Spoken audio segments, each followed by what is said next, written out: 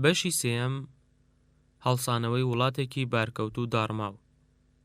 حیلە، عێراق، 22 ئایار مایۆی 2003. لاپەڕە 71.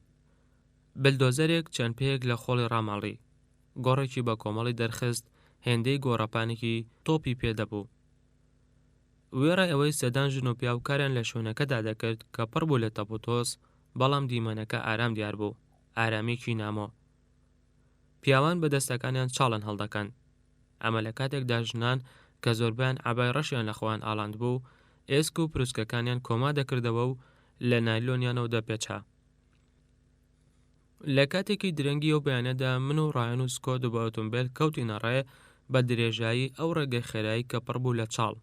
بە تەنیشت ڕووباری فراتدا بەرەو چێڵگەی مردن کەوتینە ڕێ لە دووری 60 کیلۆمەترۆ لە باشووری بەغداد. ئەو گەرمایی کە گڵی زەوێنە چێڵراوەکە پەرچی دەکردەوە بەتین بوو. گەورم سەیرێکی ئەوێ بکە. یەکێک لە مارەنزەکان کە لەگەڵماندا سەرکەوت بوو بە ئاڕاستەی چەپدا ئاماژەی بەدەستی کرد. پیاوان کۆمەڵێک ئێسقانیان کە زۆریان پێچراو بوون لە پارچەی قوماشی دزداشەوە یان عەباوە دایاندایە دەست کەسانێک کە بەدوای کەسوکاری کوژراویاندا دەگەڕان.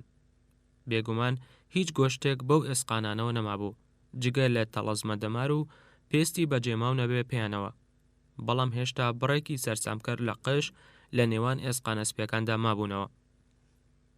هەندێک جار دەتوانرا پەیکەری ژنێک یان پیاوێک بناسرێتەوە بەهۆی لە جیاوازەکانی بەریانەوە، یان بەهۆی پسوڵەیەکی خۆراکی لۆچ بوو یان دانێکی ئاڵتوونی دیارەوە. دۆزینەوەی ناسنامەی کوژراوێکیش دەبووە هۆی دۆزینەوەی خێزانێکی تر بە تەنیشتیەوە، پاشان بۆ تێکڕایی گوندەکەش. لە کاتێکدا کە ژنەکان ئێسقانەکانیان لە شتەوە دەپێچا، ئەوەم بینی کە پیاوێکی مارەنز تێبینی کرد. لە ناو نایلۆنێکەوە ئێسکە سەری مناڵێک دیار بوو بە قەپارەی لەپی دەستێک، لەگەڵ پارچەیەک لە قش کە هێشتا پێوە شۆڕ بووبەوە. هەستم کرد دڵم تێکەڵ دەبێت. حیلە دەگەوێتە ناوجەرگەی ناوچەی موسڵمانە شیعەکان لە عێراق، لە نزیک هەردوو شاری کەربەلا و نەجەفەوە.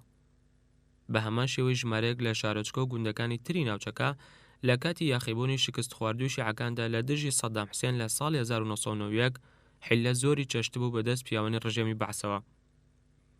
ئەو کاتەی ڕژێمی بەعس سوپاش شکست خواردوەکەی لە کوێت کشایەوە لەسەر بنچینەی کۆمەڵە بەڵێنێکی نادیار و ئاڵۆز لە هاوپەیمانان کە لە جەنگی کەنداودا سەرکەوتبوون، شۆڕژگێڕە شیعەکان بە سەرکردایەتی ئەو کەسانە کە لە سوپا هەڵهاتبوون و چەکی سووکیان پێبوو، توانرا دەست بەسەر شار و شارۆچکەکاندا بگیرێت و بەرپرسە بەعسیەکان لە ناو ببرێن و هەڕەشەیەکی ترسناک لەسەر ڕژێم دروست بکەن.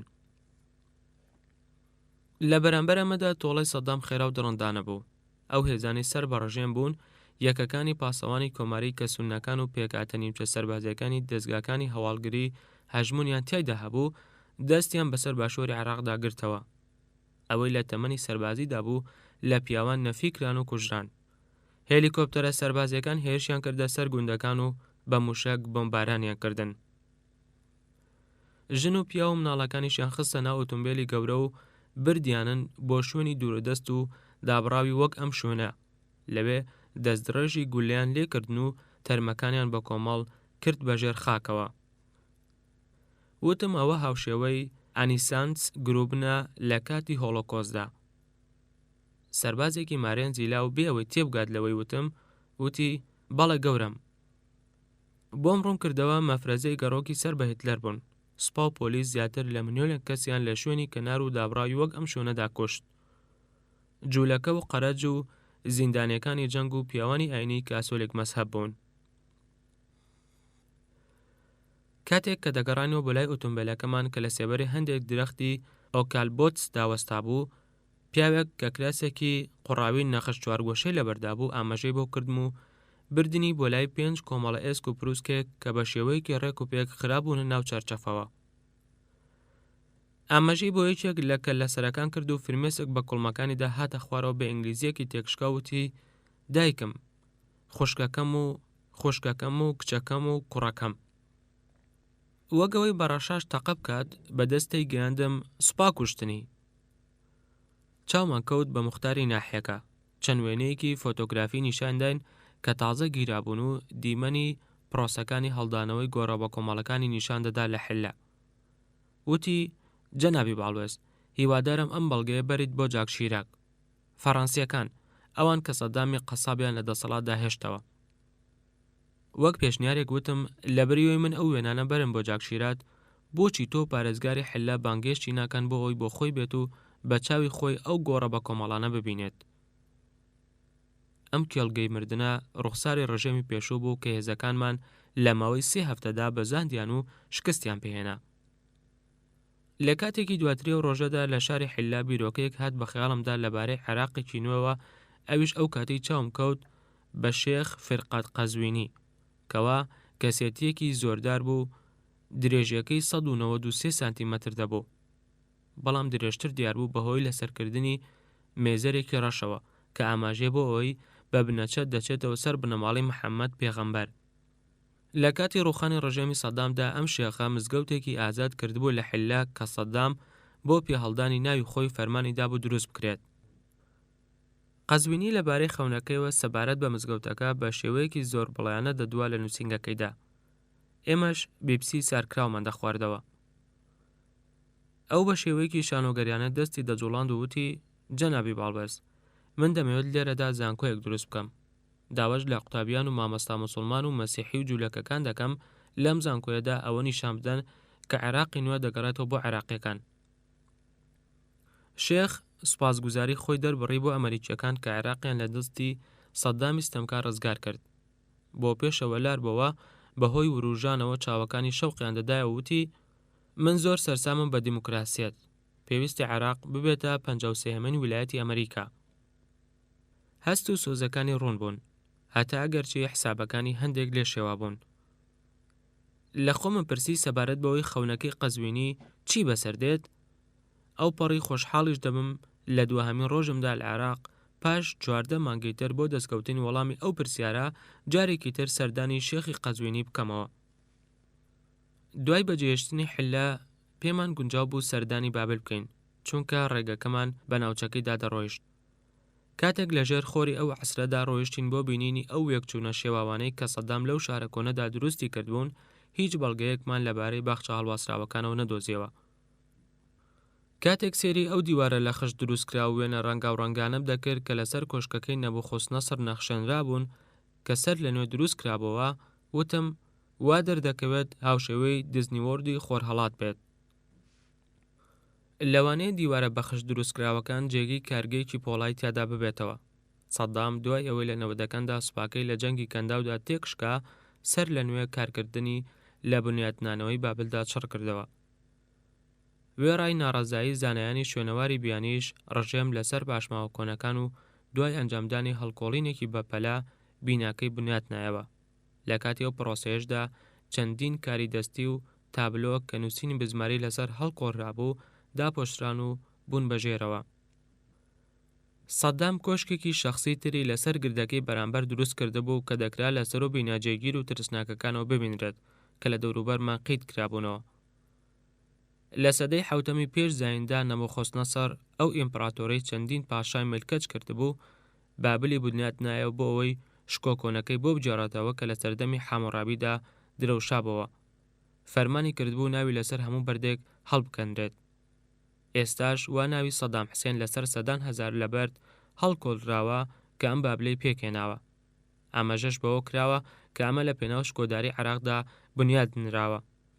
بیناسازەکان ئەم بینایانەیان بنیاد ناوە لە کاتێکدا کە هەزاران لاشە لە گۆڕستانەکانی حلەدا شی دەبوونەوە. بە گروپەکەی هاوڵ ممود بە ئەم شوێنە بەجێبهێڵین. کێڵگەکانی مردن لە حلەوەیان لێکردم ڕوبەڕوویەکێک لە سەختترین تەحەدا بمەوە کە لەبەردەم هاوپەیماناندایە، چۆن بنەماکانی هێزە ئەمنیەکانی عێراقی نوێ دابنین، واتە سوپا و پۆلیس. سەرۆک بۆش بە جوانی بۆ ڕوونکردمەوە ئێمە گۆڕین ڕژێم تێدەپەڕێنین و یارمەتی دەردەبین لە بنیادنانی عێراقی نوێ ڕزگاربوو لە دڕندایەتی سەدام. دیکتاتۆر بۆ ماوەی زیاتر لە 3 دەیە حیزبی بەعس و سوپا و دەستگاکانی هەواڵگری بەکارهێنابوو بۆ شکەنجەدانی عێراقیەکان و هاوسێکانیان و گەیاندنی بێنەوایی و مردن پێیان، بۆیە دەبێت ئەوە بگۆڕێت. بەڵام زۆرێک لە عێراقیەکان چەندین نەوەیە بە شەرەفەوە لەناو هێزە چەکدارەکاندا خزمەتیان کردووە. سەرەڕای سەرکوتکردنی سونە سەربازە شیعەکان ئازایانە بەرگریان لە نیشتیمانەکەیان کرد دژ بە ئێرانی شیعەکان لە جەنگی درێژخایانی خوێناوی عێراق ئێران لە ساڵانی هەشتاکاندا. سوپای کۆن ژمارەیەک لە پیشەگرە ڕاستەقینەکانی تێدا بوو بەهۆی ئەو هۆکارەشەوە جێی متمانی سەدام نەبوون. سەدامیش لاسایی ڕژێمی هیتلەری دەکردەوەلەوەی سوپای خستبووە ژێر چاودێریەکی توندەوە. هاوکاتیش دەستگا هەواڵگریەکانی خستبووە ناویانەوە بۆ ئەوەی ببنە سێخۆڕ بەسەریانەوە و پاکتاوکردنی سەرکردە گەورەکان بە شێوەیەکی دووبارە و بەردەوام بۆ ئەوەی لە ئەنگری سەرکردایەتی سەربازی بۆ خۆی مسۆگەر بکات. هەروەک چۆن سوپای لە ئامانجەکەی خۆی لادا بوو گۆڕی بووی بۆ ئەمڕازێکی سەرکوتکردن. بە درێژایی ساڵانیش سوپای سەدام بە هەزاران عێراقی کوشت. لە کۆتایی هەشتاکانیشدا سوپا هێرشێکی سەرکوتکردنی دڕندانی کردە سەر باکوور، پێشمەرگە و خەڵکە مەدەنیەکانی وەک یەک کوشت. لە شاری هەڵەبجە فڕۆکەکانی سوپای عێراق لە ڕۆژێکی خۆرەتاوی ئایار مارسی 1970دا بۆمبی گازی عاسابیان بەسەر ئەو شارەدا ڕشت. ئەمە لە کاتێکدا هێلیکۆپتەرەکان هەستان بەڕشتنی غازی کوشندە بەسەر گوندنشینەکانیشدا. بەهۆی ئەوەشەوە زیاتر لە 5,000 کەسی کورد لەو ڕۆژەدا مردن. هەزارانی تریش تووشی بەڵاکی و دروستبوونی پەڵە بوون لەسەر جەستەیان کە بە درێژایی ژیان دەمێنێتەوە. هەروەها گۆڕە بە کۆمەڵەکانیش لە حیلە شایەتێکی بێدەنگ لەسەر ڕۆڵی سوپا لە سەرکوتکردنی دڕندانی شۆڕشی شیعەکان لە ساڵی 1990.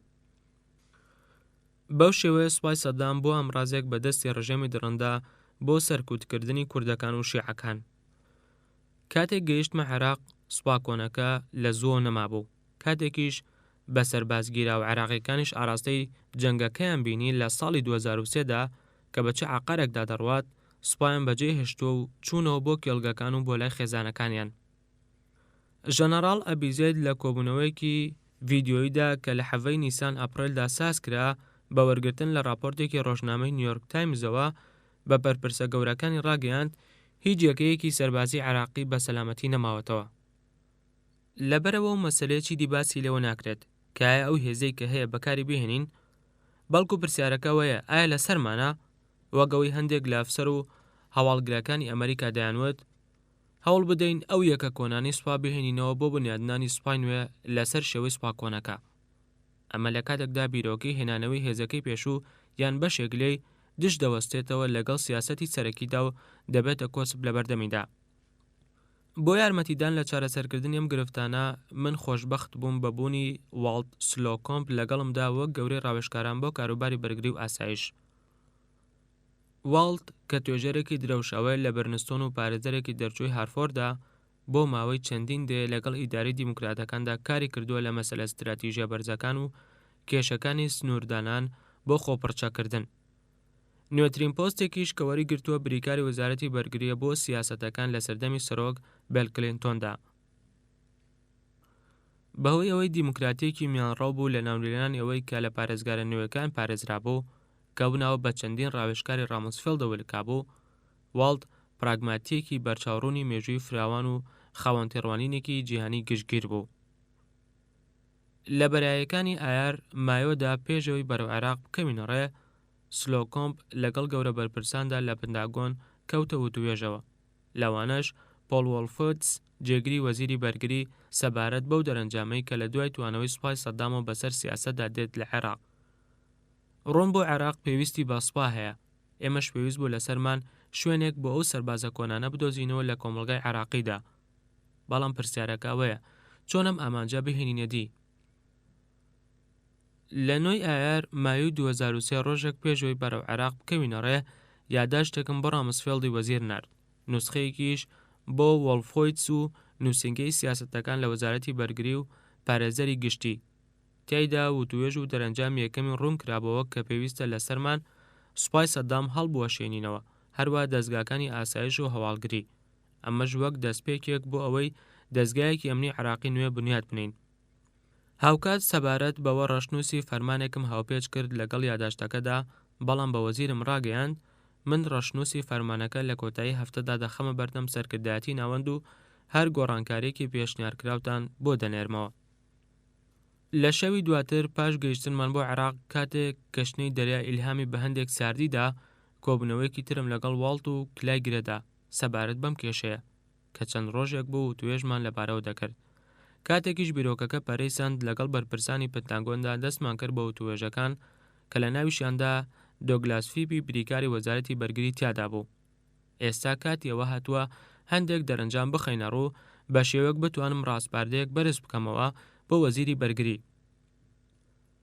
وتم با بەڕوونیەوە دیاری بکەین کە ئامانجەکانمان چین.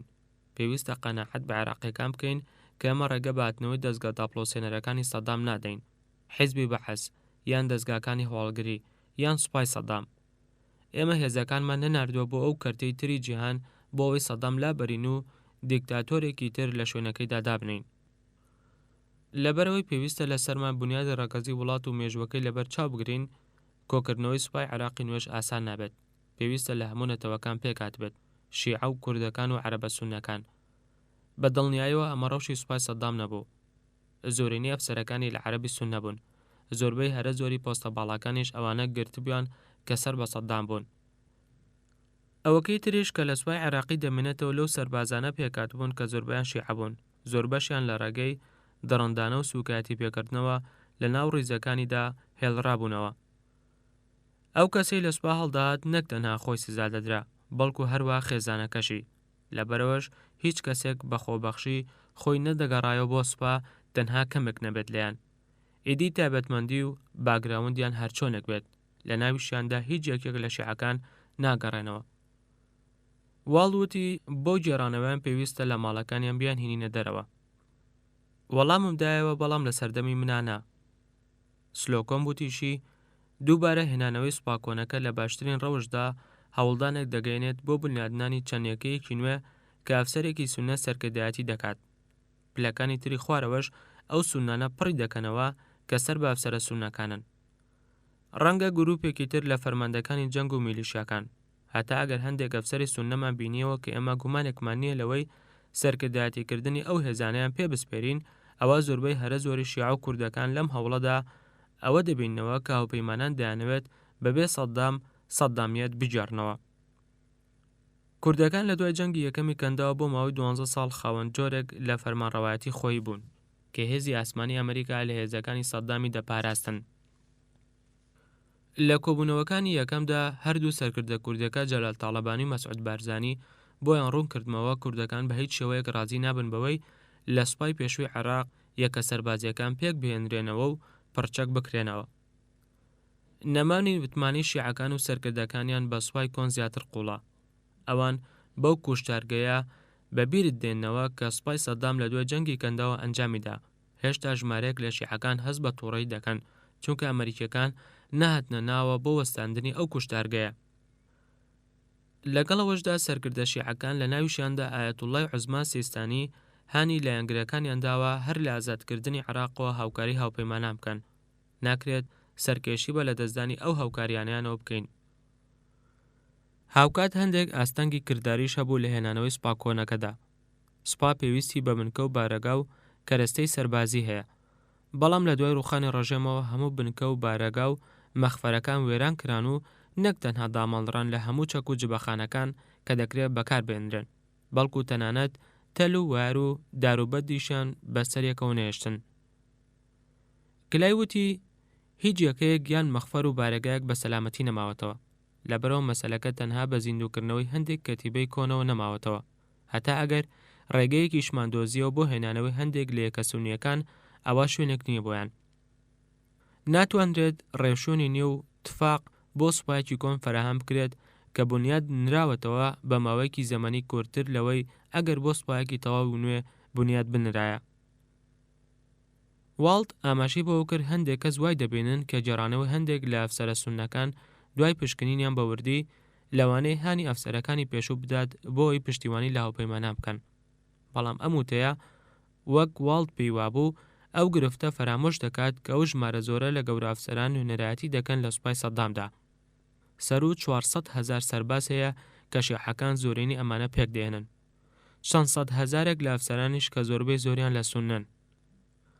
قەبارەی سوپای سەدام نزیک دەبێتەوە لە قەبارەی سوپای ئەمریکا، بەڵام ئەمریکا وڵاتێکە ژمارەی دانیشتوانەکەی 10 هێندەی ژمارەی دانیشتوانی عێراقە. سوپای عێراق 11,000 ژەنەڕاڵی لە خۆ گرتووە لە نێوان عەمید و فەریق ڕوکندا. ئەمە لە کاتێکدا لە ئەمریکادا ژمارە ئەو ژەنەراڵانە ناگەنە 300 کەس.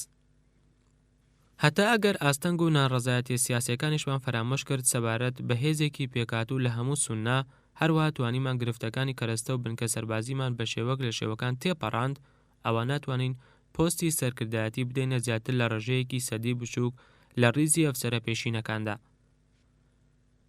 ئەمەش وا دەکات ئەوانی تر تووشی خەشم و قیم بکات وەگەوەی لە ئێستادا هەیەنە، ڕەنگە زیاتریش لە ئێستا ئەو خەشمە بیانگرێت، ئەویش بەهۆی گەڕانەوەی ژمارەیەکی کەم لە هاوڵە پێشینەکانیان بۆ دەسەڵات.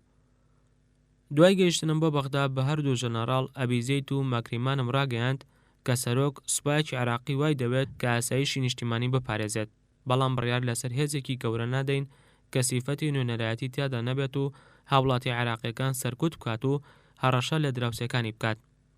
هەر سوپایەکی ژەوەی پێوە دیار بێت کە دەسەڵات دەگەڕێنێتەوە بۆ کۆمەڵێک لە ئەفسەرە سونیەکانی سوپای پێشوو لەلایەن شیعە و کوردەکانەوە ڕەت دەکرێتەوە کە لە سەدا هەشتای گەلانی عێراق پێک دێنن. ئەویش سەر دەکێشێت بۆ هەڵگیرسانی جەنگی ناوخۆیی. لەگەڵەوەشدا پێویستە لەسەرمان شوێنێک بدۆزینەوە بۆ سەربازەکانی سوپای پێشوو لە ناو کۆمەڵگەی عێراقیدا. لەبەرەوە پێشنیارەکەی سلۆکۆمب ئەوەی لە خۆگرت بوو پێشوازی لەو ئەفسەرانە بکەین کە لە سوپای سەدامدا هەبوون بۆی بخرێنەوە ناو سوپای نوێی عێراقەوە، کار هەمویان لە خۆبەخشەکان پێکهاتبوون. هەڵبەتە ئەمەش دوای ئەوە بە وردی دەپشکێنرێن و لە دۆسیە کەسیەکان دەکۆڵدرێتەوە، بە شێوەیەکی لە خۆوەش هیچ کەسێک دوور ناخرێتەوە، تەنها ئەوانە نەبێت کە لە پۆستی بەرزی سەرکردایەتی لە ناو حیزبی بەعزدا و لە ناو بازنەی ناوخۆیی هێزەکانی ئاسایشدا خزمەتیان کردووە. هەروەک چۆن پێشوازی لەو سەربازانەی سوپای پێشوش دەکرێتەوە کە وەک خۆبەخش لە ناو سوپاینۆدا خزمەت بکەن. بە پێچەوانەیەوەشەوە بەپێی شایستەبوونی کەیسی بڕیار بەسەرەوە ئەفسەرانەدا دەدرێت کە لە پلەکانی ئەفسەریدا لە پێشەوەن. ئێمە پێمان وایە ژمارەیەکی زۆر لە عێراقیەکان شانازی بە خزمەتکردنەوە دەکەن لە سوپای نوێی عێراقدا، دوای ئەوەی مەشقیان پێ دەکرێت و لە ڕووی سەرکردایەتیکردن و پێدانی کەرەستەی سەربازیەوە بە شێوەیەکی گونجاو سازکردنیان. دواتریش بۆ دەردەکەوێت کە ڕەوشەکە بۆ شێوە دەبێت. هەموو ئەفسەرانەی لە ساڵی دواتردا پەیوەندیان کردەوە بە سوپای نوێەوە لەوانە بوون کە پێشتر لە هێزە کۆنەکاندا یان لە یەکێک لە میلیشیاکانی دژ بە سەدامدا خزمەتیان کردبوو. هەروەها پێویست بوو لەسەرمان مامەڵە لەگەڵ واقعدا بکەین کە بڕێکی زۆر کەم لە ئەفسەرە پێشوەکان دەگەڕێنەوە بۆ پیشە سەربازیە کۆنەکان لە هێزە نوێەکەدا. بەڕەچاوکردنی ئەوەی سوپای نوێی عێراق تەنها بەشێک پێک دێنێت لەو ژمارە زۆری لە سەردەمی سەدامدا هەبوو، لەبەرەوە بەتەنیشت ئەو ڕوونکردنەوەیەوە کە ئەفسەرە عێراقەکانی پێشوو ئەوانش کە حەز دەکەن لە سیستەمی نوێدا کار بکەن و هیچ گومانێکیان لەسەر نییە پێشوازیان لە دەکرێت. ئەوە پێویستە لەسەرمان سەرچاوەیەکی بژێوی و داهات بۆ سەدان هەزار لەو سەربازانەی سوپای پێشوو بدۆزینەوە و دەست بکرێت بە تێکەڵکێشکردنیان لە ناو کۆمەڵگەی عێراقیدا. دەکرێت هەندێکیان وەک پاسەوانی ئاسایشی حکومی نیمچە سەربازیدا بمەزرێنین و بۆ ئەوەی هێزەکانی هاوپەیمانن یەکلایی ببنەوە بۆ هەستان بە کارە هەستیار و زۆرتر کاریگەرەکان. هەندێک کەسیش لە ناو دەستگا سەربازیەکاندا کاریان کردووە وەک فەیلەقی پزیشکی و ئەندازیاری، دەکرێت ئەمانە بگوێزرێتەوە بۆ وەزارەتە مەدەنیەکان. دەکرێت ئەوانی دیش بگەڕێنەوە سەر ژیانی مەدەنیانەی خۆیان کە جەنگی ئەم دواییە پەکی خستە بوو. بۆ دەست پێکردن بەم پرۆسەوردە پێویست بوو لە سەرمان یەکەم جار دەستگاکانی هەواڵگری و ئاسایشی ڕژێمی پێشوو قەدەغە بکەین. بە ئەنجامدانی ئەوەش یەک سەرباز لە کارەکەی لا نادرێت و هیچ یەکەیەکیش هەڵناوەشێنرێتەوە. هەموو ئەوەش پێش چەند هەفتەیەک ڕوویدا، بەڵکو پەیکەری دەسەڵاتی پێشوو بە شێوەیەکی فەرمی هەڵدەوەشێنرێتەوە و ئاماژە بەوە دەکرێت کە کەوتنی سەدام و بەعسیەکان هەمیشەییە. بەو پەڕی وردیەوە هەستین بە هەماهەنگی ئەم پرۆسەیەک لاکەرەوەیە لەگەڵ پنتاگۆندا. لە 19 ئایار مایۆدا یاداشتێکم ڕەوانە کرد بۆ ڕامسفێڵدی وەزیری بەرگری ئەو ڕاستپاردانە بەڕوونکردبەوە سەبارەت بە هەڵوەشاندنەوەی وەزارەتی بەرگری عێراقی و دەستگا پەیوەندیدارەکان، لە ناویشیاندا دەستگای هەواڵگری سەدام و دەستگای ئەمنی و پرۆپاگەندەکانی. وەتیشم ئەو لێپێچینەوەی دەبێتە هەنگاوێک یەکلاییکەرەوە لە هەوڵەکانمان بۆ لە ناوبردنی ئەو بنەمایانەی کە ڕژێمی پێشووی سەدام لەسەریان وەستا بوو، هەروەها تا بۆ گەلی عێراقیش بسەلمێنین کە ئێمە ئەو کارەمان ئەنجامداوە و جارێکی تر سەدام و چەتەکانی ناگەڕێنەوە. ئاماژەم بەوەش کردبوو بۆ ڕامسفێڵد کە ئێمە پێشنیارمان کردووە بژاردنەوەی کۆتایهاتنی خزمەتەکانی سەدان هەزار لە سەربازەکانی سوپای پێشوو بدرێت، بە هەڵاوێردەکردنی گەورە بەعسیەکان و ئەفسەرەکانی هەواڵگری و هێزەکانی ئاسایشی ناوخۆ. بە سروشتی حاڵیش زۆرێکیان لە وڵات هەڵاتون. ئەمەش مانایەوە دەگەێنێت ئێمە پارە دەدەین ئەو کەسانەی کە پێش تەنها چەند هەفتەیەک لاوە ئەمریکیەکانیان دەکوشت، بەڵام ئەوە نرخەکە پێویستە بیدەین. پێش ناردنی ئەو نامەیە بۆ پنتاگۆن، من و سلۆکۆمپ پلانەکەمان لەگەڵ سەرکردە سەربازی و مەدەنیە پەیوەندیدارەکانی هاوپەیماناندا باس کرد. لە ناویشاندا ماکرینان لە بەغدا و بارەگای سەرکردایەتی هێزەکانی ناوەند لە قەتەر. لە پنتاگۆن لە 22 ئایار مایۆدا فیب بەوردی بە ڕەشنووسی فەرمانەکەدا چووەوە کە بە شێوەیەکی فەرمی دەستگاکانی هەواڵگری و ئاسایشی سەدام قەدەغە دەکات. داوای لێکردین هەندێک خاڵی بۆ ڕوون بکەینەوە، ئێمەش بەپێی ئەوەی کە ئەو ویستی بۆ ماڕوو کردەوە. وتەبێژی فەرمی ڕۆژنامەوانی من بە درێژایی شەو لەگەڵ لاری دیریتای گەورە فەرمانبەرانی نووسینگەی ڕامسفێلدا مایەوە بۆ ئەوەی هەماهەنگی لە نێوان دەقی ڕاگەاندنەکە و پلانە ڕۆژنامەوانیەکاندا بکەن. لە کاتێکی دواتری ئەو ڕۆژەدا کاتێک ڕامسفێل ڕێگەی دام هەنگاو بۆ پێشەوە بنێم، لە کۆبوونەوەیەکی تەلەفۆنیدا سەرۆکم لە پلانەکە ئاگادار کردەوە. لە ڕۆژی هێنیدا 23 ئایار مایوی 2003 فەرمانی دووەم ئیمزا کرد کە لەلایەن دەسەڵاتی کاتی هاوپەیمانانەوە دەرچوو بۆ هەڵوەشاندنەوەی قەوارەکان.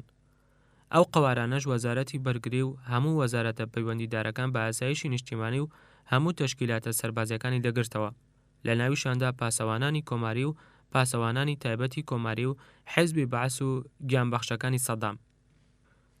فەرمانەکە کۆتایی بە خزمەتی هەموو ئەندامانی سوپای پێشوو هێنا. ئاماژە کرابوو بۆ بڕاپارانەی کە دەدرێن ئەوەشی تیا هاتبوو کە هاوپەیمانان پلاندا دەڕێژن بۆ بنیادنانی سوپایکی عراقی نوێ، وەک هەنگاوی یەکەمی پێکەنانی هێزێکی بەرگری خۆی و نیشتیمانی بۆ عراقی ئازاد. ئەو هێزە ملکەتی دەسەڵاتی مەدەنیەکان دەبێت، پیشەیی و ناسیاسی و بەتوانە و لە ڕووی سەربازیەوە کاریگەر دەبێت و نوێنەرایەتی هەموو عراقیەکان دەکات. هەر ئەوەندەی کە واشنتۆن ڕەزامەندی دەربڕی لەسەر ئەم پلانە، ئیدی دەسەڵاتی کاتی هاوپەیمانان و سەرکردایەتی ناوەند جەختی کردە سەر پێڕەوێک کە لە دوو قۆناغ پێک هاتبوو بۆ سەر لە نوێ تێکەڵکردنەوەی سەربازە لە کاردەرکراوەکان. خوازیاری ئەو سەربازانەمان پێگەیشت کە لە سوپای پێشوودا بوون، بە تایبەتی لە ناوجەرگەی ناوچە شیعەکان بۆ ئەوی لە بەرنامەکانی کاروبارە گشتەکاندا کار بکەن. پاشان سلۆکۆمپ ڕایگەیاند ئێمە دەمانەوێت سوپایەکی نوێ دابمەزرێنین لە ماوەی ساڵێکدا کە لە فرقەیەکی تەواو پێک هات بێت و ژمارەیان 12,000 سەربازی مەشق پێکراو بێت. پاش ساڵێکیش 3 فرقەی تر دادەمەزرێنین. ئەفسەر و ئەفسەرەکانی پۆلیس لە سوپاکۆنەکەدا دەیاندۆزینەوە، وێڕای ئەو کۆمەڵە بەرهەڵسکارە کوردی و شیعانەی کە دژ بە ڕژێمی سەدام بوون، ئەوانە سەرکردایەتیکردنی ئەم یەکە نوێنەیان پێدەستپێرین. لە ماوەی هەفتەیەکدا پرۆگرامی پێدانی پارەی گواستنەوەمە ڕاگەیاند بۆ سەربازەکانی سوپای پێشوو. سەرەتا بە پێدانی موچەیەکی مانگانە دەستمان پێکرد بۆ هەموو سەربازە عراقیەکانی سوپای پێشوو، بێجگە لە گەورە ئەفسەرە بەحسیەکان. نزیکەی 8,000 بوون لە نێوان 100,000 ئەفسەردا کە ناویان هاتبوو لە لیستی حساباتدا. پێدانی ئەو بڕاپارانەش بەردەوام بوو هەتا جێڕانەوەی سەروەری لە حوزەیران یۆنوی 2004 و دوای ئەوەش. هەروەک چۆن بۆ یەک جار بڕێک پارەمەندایە تێکڕای بە سەربازگیراوەکانی پێشوو. لەو ڕاگەاندنەدا کە داوا دەکات سەر لە نوێ سەربازە عێراقیەکانی پێشوو لە نێو سوپای نوێدا تێکەڵکێش بکرێنەوە، نامەیەکی شەخسیم بۆ زیاد کرد. سوپای عێراق کللتورێکی درێژی هەیە لە پێناو نەتەوەکەیدا، بۆیە زۆرێک لە ئەفسەر و سەربازەکانی بەڵکو و زۆربەی زۆریشان وا لە خۆیان دەڕوانن کەوا لە پێناو خزمەتکردنی میلەتەکاندا کار دەکەن، نەک ڕژێمی بەحث.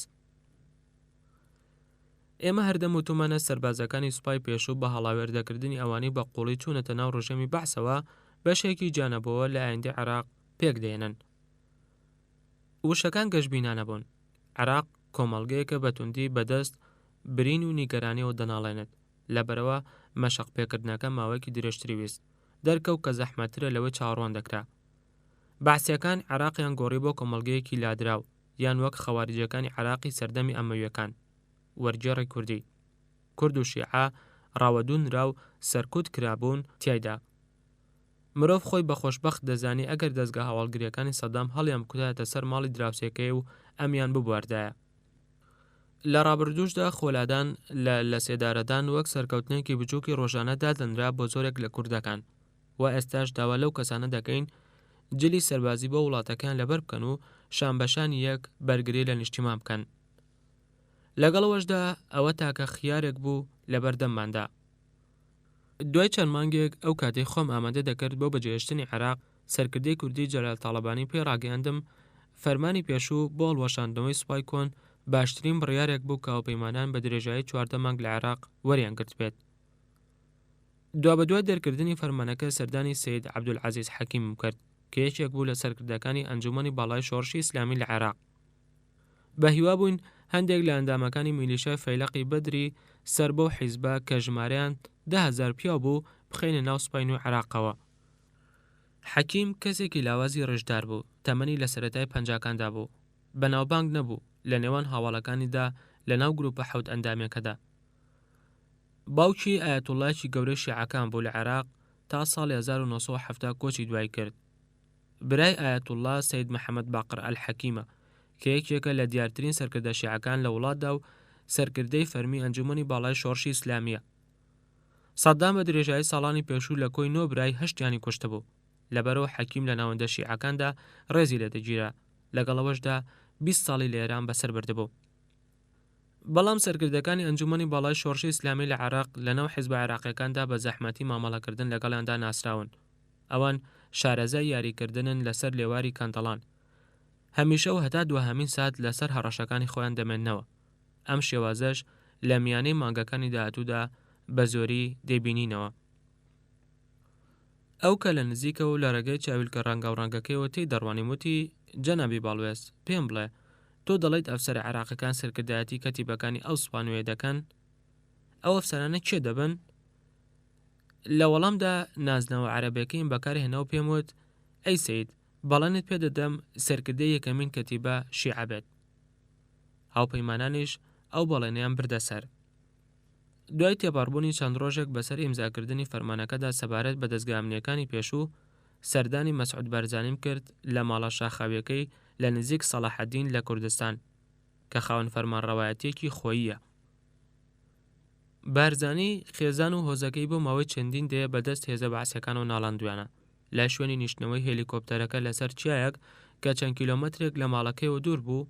لە کاتی سەرکەوتن بە ڕێگە قەمچوو پێچەکەدا بۆ ماڵەکەی ئاماژەی بۆ گۆڕەپانێکی فراوان کرد بەرەو باکووری ڕێگەکە کە درێژ دەبێتەوە بۆ بەرزایەکانی چیاکە بە شێوەیەک کە ڕەزامەندی پێوە دیار بووتی ساڵی 1990 لێرەدا سوپای سەدام ماشکاند.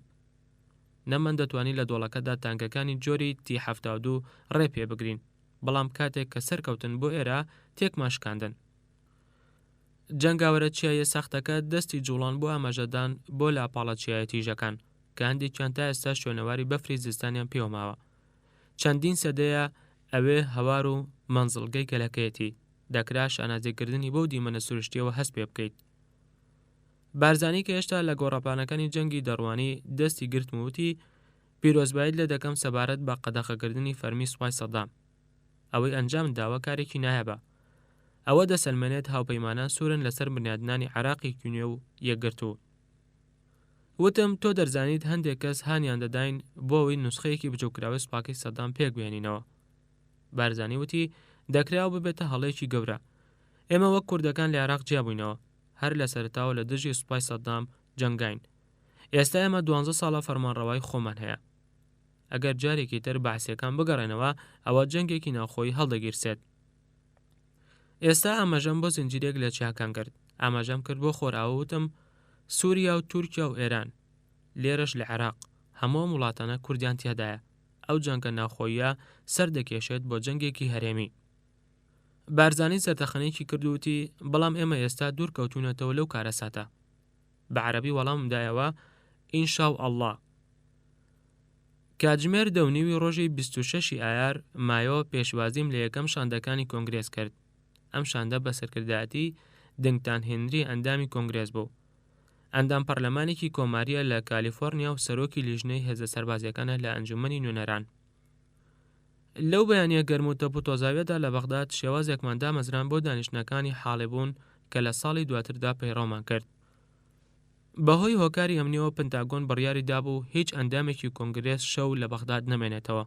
بۆیە بە فڕۆکەیەکی جۆری 330 لە کۆیتەوە هاتبوون بۆ ئوردن و پاشان لەوێ هاتبوون بۆ بارگەی سەرکردایەتی دەسەڵاتی کاتی هاوپەیمانان. لەوێ من و ژەنەڕاڵ ڕیکاردۆ سانشێز سەرکردەی هێزە هاوبەشەکانی ئایندەی هاوپەیمانان و هاوڵەکانم لە دەسەڵاتی کاتی هاوپەیمانان لە ڕەوشی ئەمنی و سیاسی و ئابووری ئاگادارمان کردنەوە. ئەم سەردانە قورسایەکی گەوران دەخستە سەرشانمان، بەڵام ئەندامانی هەردوو حیزبە سیاسیەکە کە دەگەڕێنەوە بۆ چوونی باشتر لەبارەی واقعی عێراقەوە دەبنەوە لەو بۆچوونەی کە پێشەوەی بێن هەیان بوو، بۆیە هەمیشە شایانی ئەو کاتە بوون کە بەسەرمان دەبرد لەگەڵیاندا. لە ماوەی 14 هەفتەی دواتردا میوانداری 239 ئەندامی کۆنگرێسمان کرد، ئەوەش ژمارەیەکی پێوەریە بۆ پۆستێکی حکومی ئەمریکی لە خۆرەڵاتی ناوەڕاستدا. شێوازی کاری تێکڕایی بارەکەی سەرکردایەتی دەسەڵاتی کاتی هاوپەیمانان لەگەڵ بەرزبوونەوەی گەرمی وەرزەکەدا ئەویش بەرز بووە. لە یەکێک لە ڕۆژەکاندا لە سەرەتاکانی مانگی حوزەیران یۆنیۆدا پلەی گەرما گەیشتە 44 پلەی سەدی، ئەوەش زۆر گەرمە بۆ کەسێک لە نیو ئینگلەندا پێگەیشت بێت.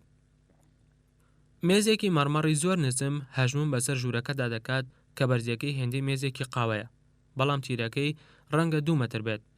میوانەکان و دەستەی کارمەندان لە دەوری کۆ دەبوونەوە لەسەر کورسیەکی شەق و شەڕدا دەنیشتن کە لە کۆشکەکەدا بەجێ هەڵرابوون.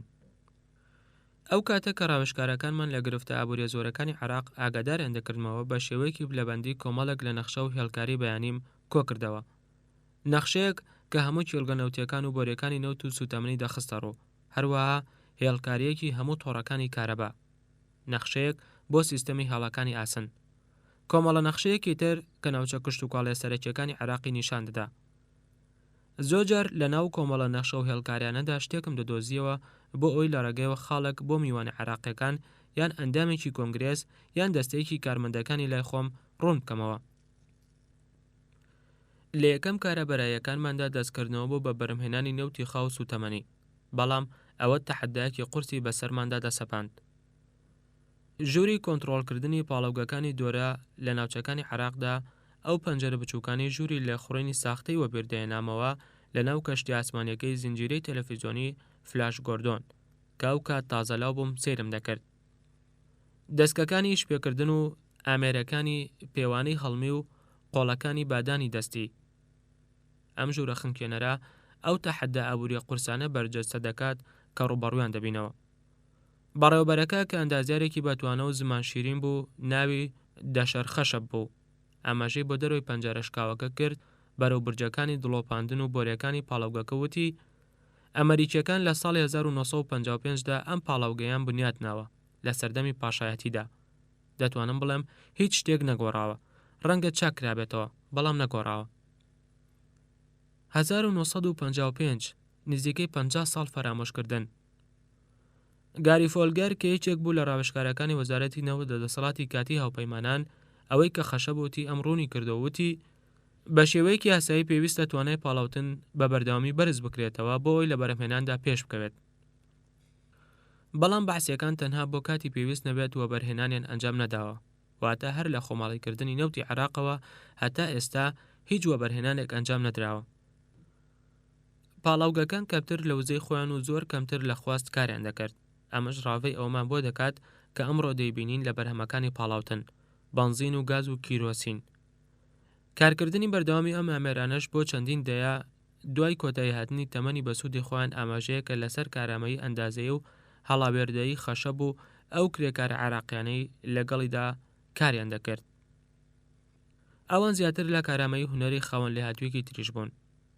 خەشەب کاتێک باسی ئەو شەو ڕۆژە سەختانەی ناوەڕاستی مانگی نیسان ئەپڕەلی دەکرد زەردەخەنەیەک گرتی، کاتێک کەوا تاڵانچەکان ویستوان هێرش بکەنە سەر پاڵەوگەکان بۆ گەڕان بە دوای وایار و بۆری و دۆزینەوەی کەرەستەی ئەلکترۆنی بە نرخدا. بە شانازیەوتی چەکی کلاشینکۆفم بەسەر کرێکارەکانمدا دابەش کرد، پێکەوە بەرگریمە کرد لە پاڵەوگەکان تا سەربازەکانی ئێوە هاتن. 3 شەو و 3 ڕۆژ تامی خواردنمان نەکرد.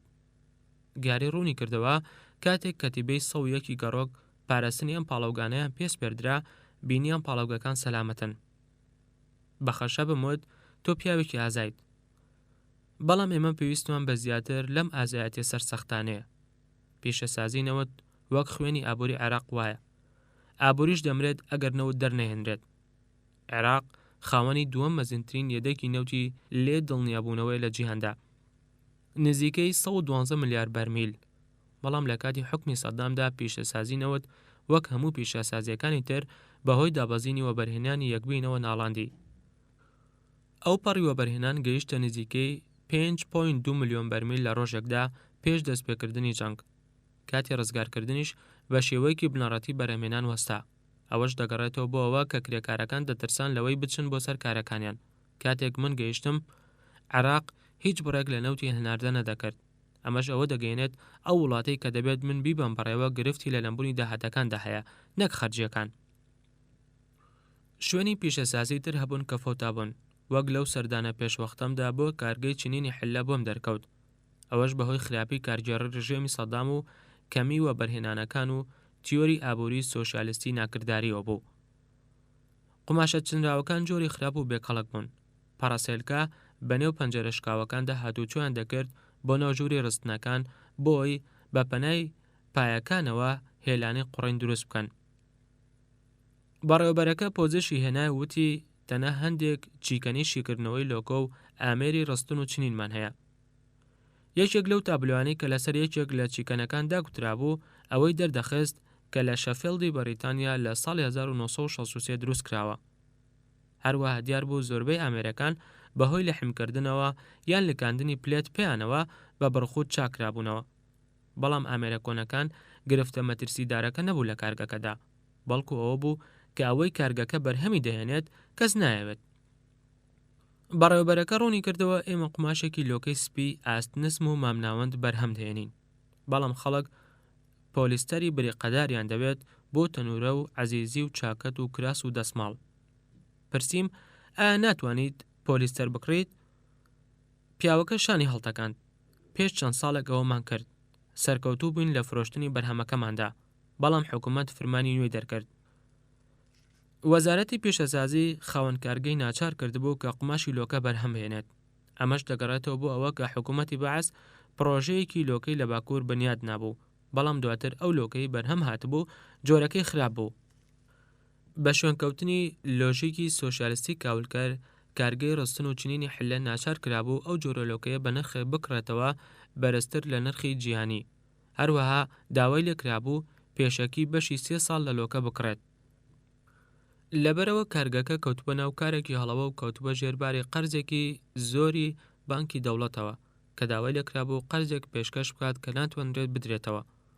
هەموو هەڵەیەکیش سەری کێشابوو بۆ هەڵەیەکی تر. ئەو کاتێک کە ئۆتۆمبیلەکەمان بەناو ڕێگاکەدا بە ئاڕاستی باکوور ملی دەنا، بیرم لە پاڵەوگەکانی دۆرە و کارگەی ڕستنی حلە کردەوە. لە گۆشەنیگای ئابووریەوە پێویستە لە سەرمان واز لەم پرۆژە حکومی ڕاوەستاوانە بێنین بۆ ئەوەی نوقم ببن، بەڵام ئەوان 9 ملیۆن عێراقی بەکاردێن و بێکاریش لەسەر و لە 150ەیە. ئەو جەنگەی کە سەدامی ڕووخاند زیانێکی کەمی بە ژێرخانی ئابووری گەاندبوو، بەڵام نابێت ئەوە بوترێت لەبارەی فەرمانڕەواتی بەعسیەوە.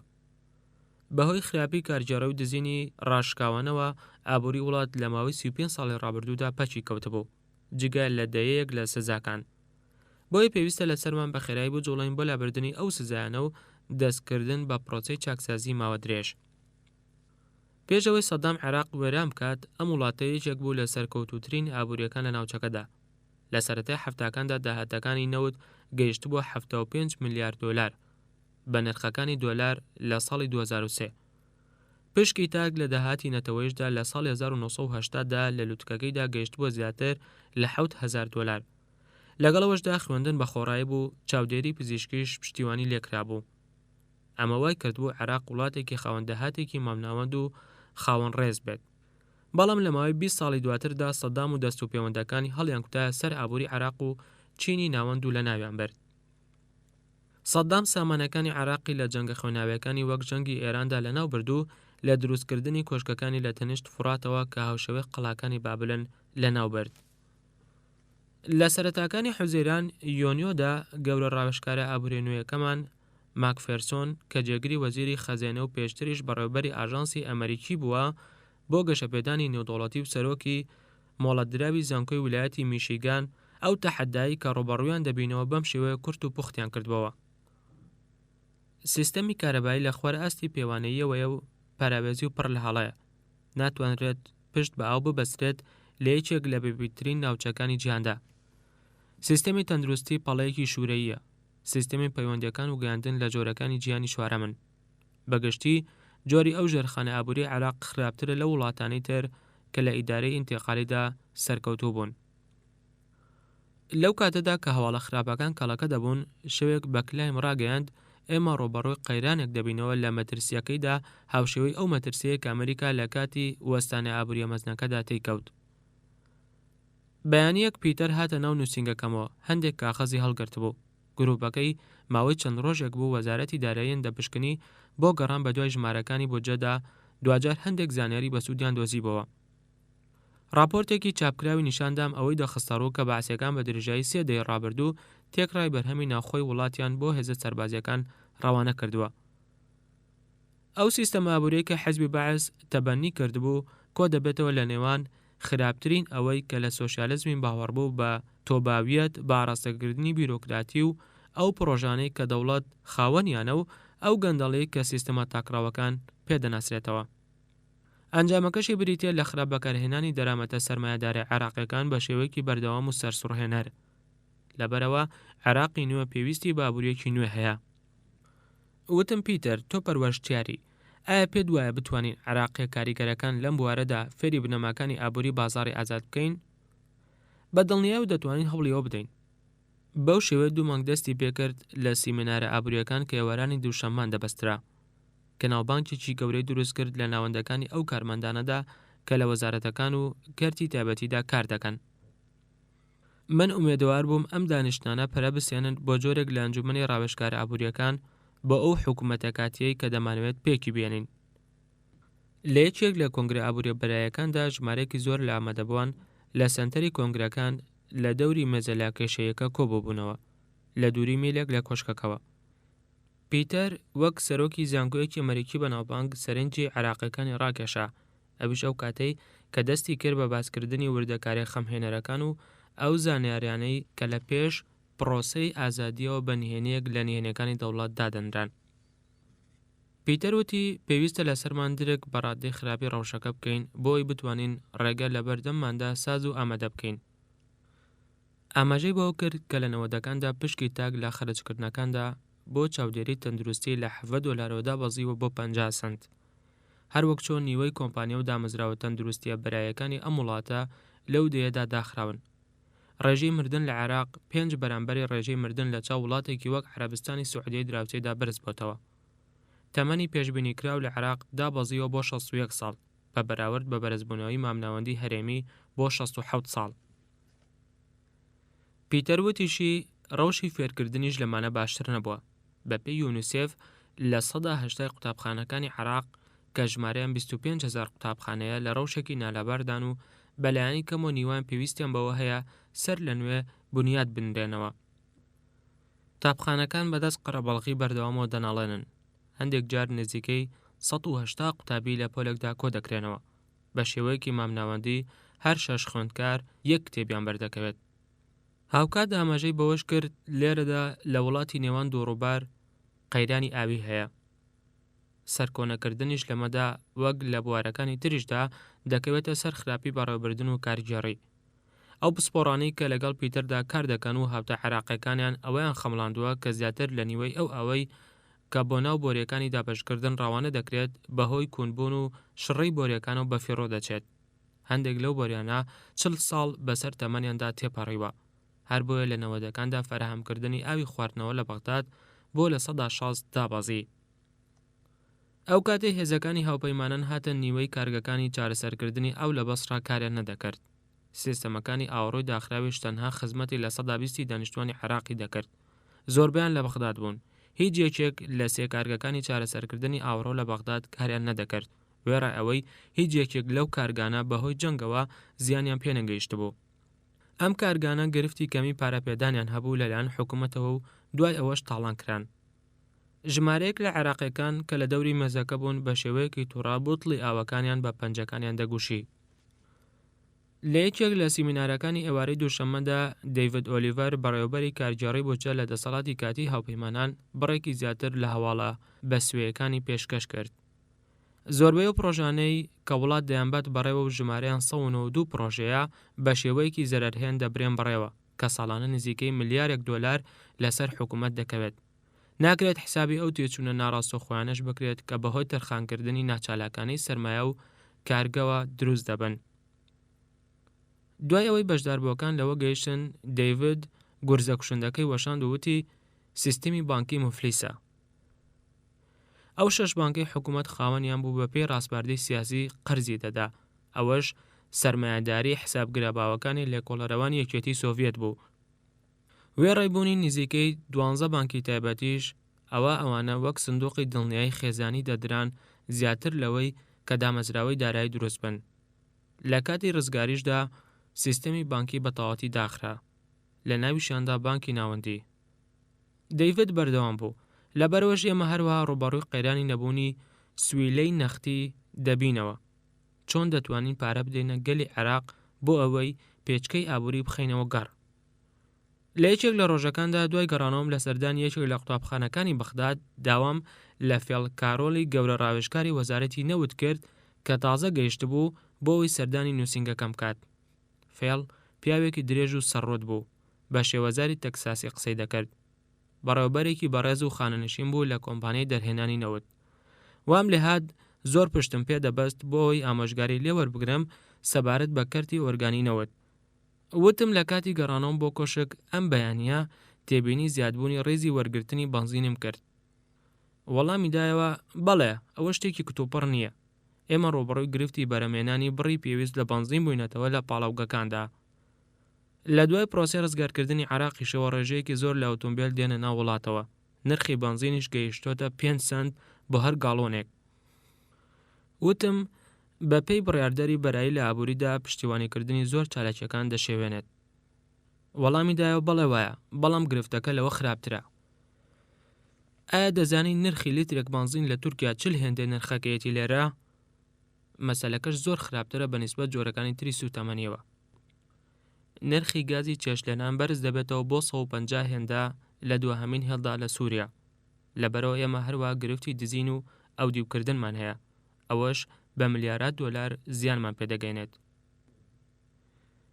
وتم پێویستە لەسەرمان شتێک بکەین، ناتوانین لێرەدا بنیشین لێرەدا و سێری ئەو دیوکردنی ئەو مادەیە بکەین ئەمە لە کاتێکدا عێراقیەکان ڕیز بگرن بۆ ئەوی بەنزینیان دەست بکەوێت. داوام لە هێزە سەربازیەکان کرد ڕێنمایی پێشکەش بکەن سەبارەت بە مامەڵەکردن لەگەڵ گرفتی ئەو دیوکردندا. پشگیری نرخەکان بە تەواوەتی پەرت و بڵاوە لە ئابووریدا. لە یەکێک لە کۆبوونەوەکانی سەر لە بەیانیدا ماکفێرسۆن سەرنجی ڕاکێشان بۆ یەکێک لە ڕوخێنەرترین نمونونەکان. پیتەر بۆ ڕوونکردمەوە عێراقیەکان نرخێکی هێمایی دەدەن بە کارەبا، هەروەک چۆن پیشەسازی عێراقی لە بەرامبەر وزەدا تێچوونێکی نائابووریانەیان دەدا. بۆ نمونە کارگەکانی چیمەنتۆ کە دەکرێت بڵین لەبری ئەو کارەبایی بەکاریان دەبرد هیچ پارەیەکیان نەدەدا. ڕێگە بە کارگەکانیش درابوو لە بەرامبەر چیمەندۆدا داوا نرخێکی نەجەمتر لە نرخی بازار بکەن. ئەمەش ئەوە دەگەیەنێت کە پیشەسازی بیناسازی لەسەر گریمانەیەکی ساختە دەوەستێت بە دابەزینی تێچوونی کەرەستەکان. ئەم جۆرە سەودا و مامەڵانە هەموو چالاکی ئابووریەکانی گرتبووەوە. یەکێک لەو ئابووریناسانە کە لەگەڵ پیتەردا کار دەکەن ئاماژەی بۆ کرد بانکی نێودوڵەتی تێچوونەکانی وزە بە 5 ملیارد دۆلار دەخەمڵێنێت لە ساڵێکدا. بەڵکو هەواڵی خراپتر لەمەش هەبوو.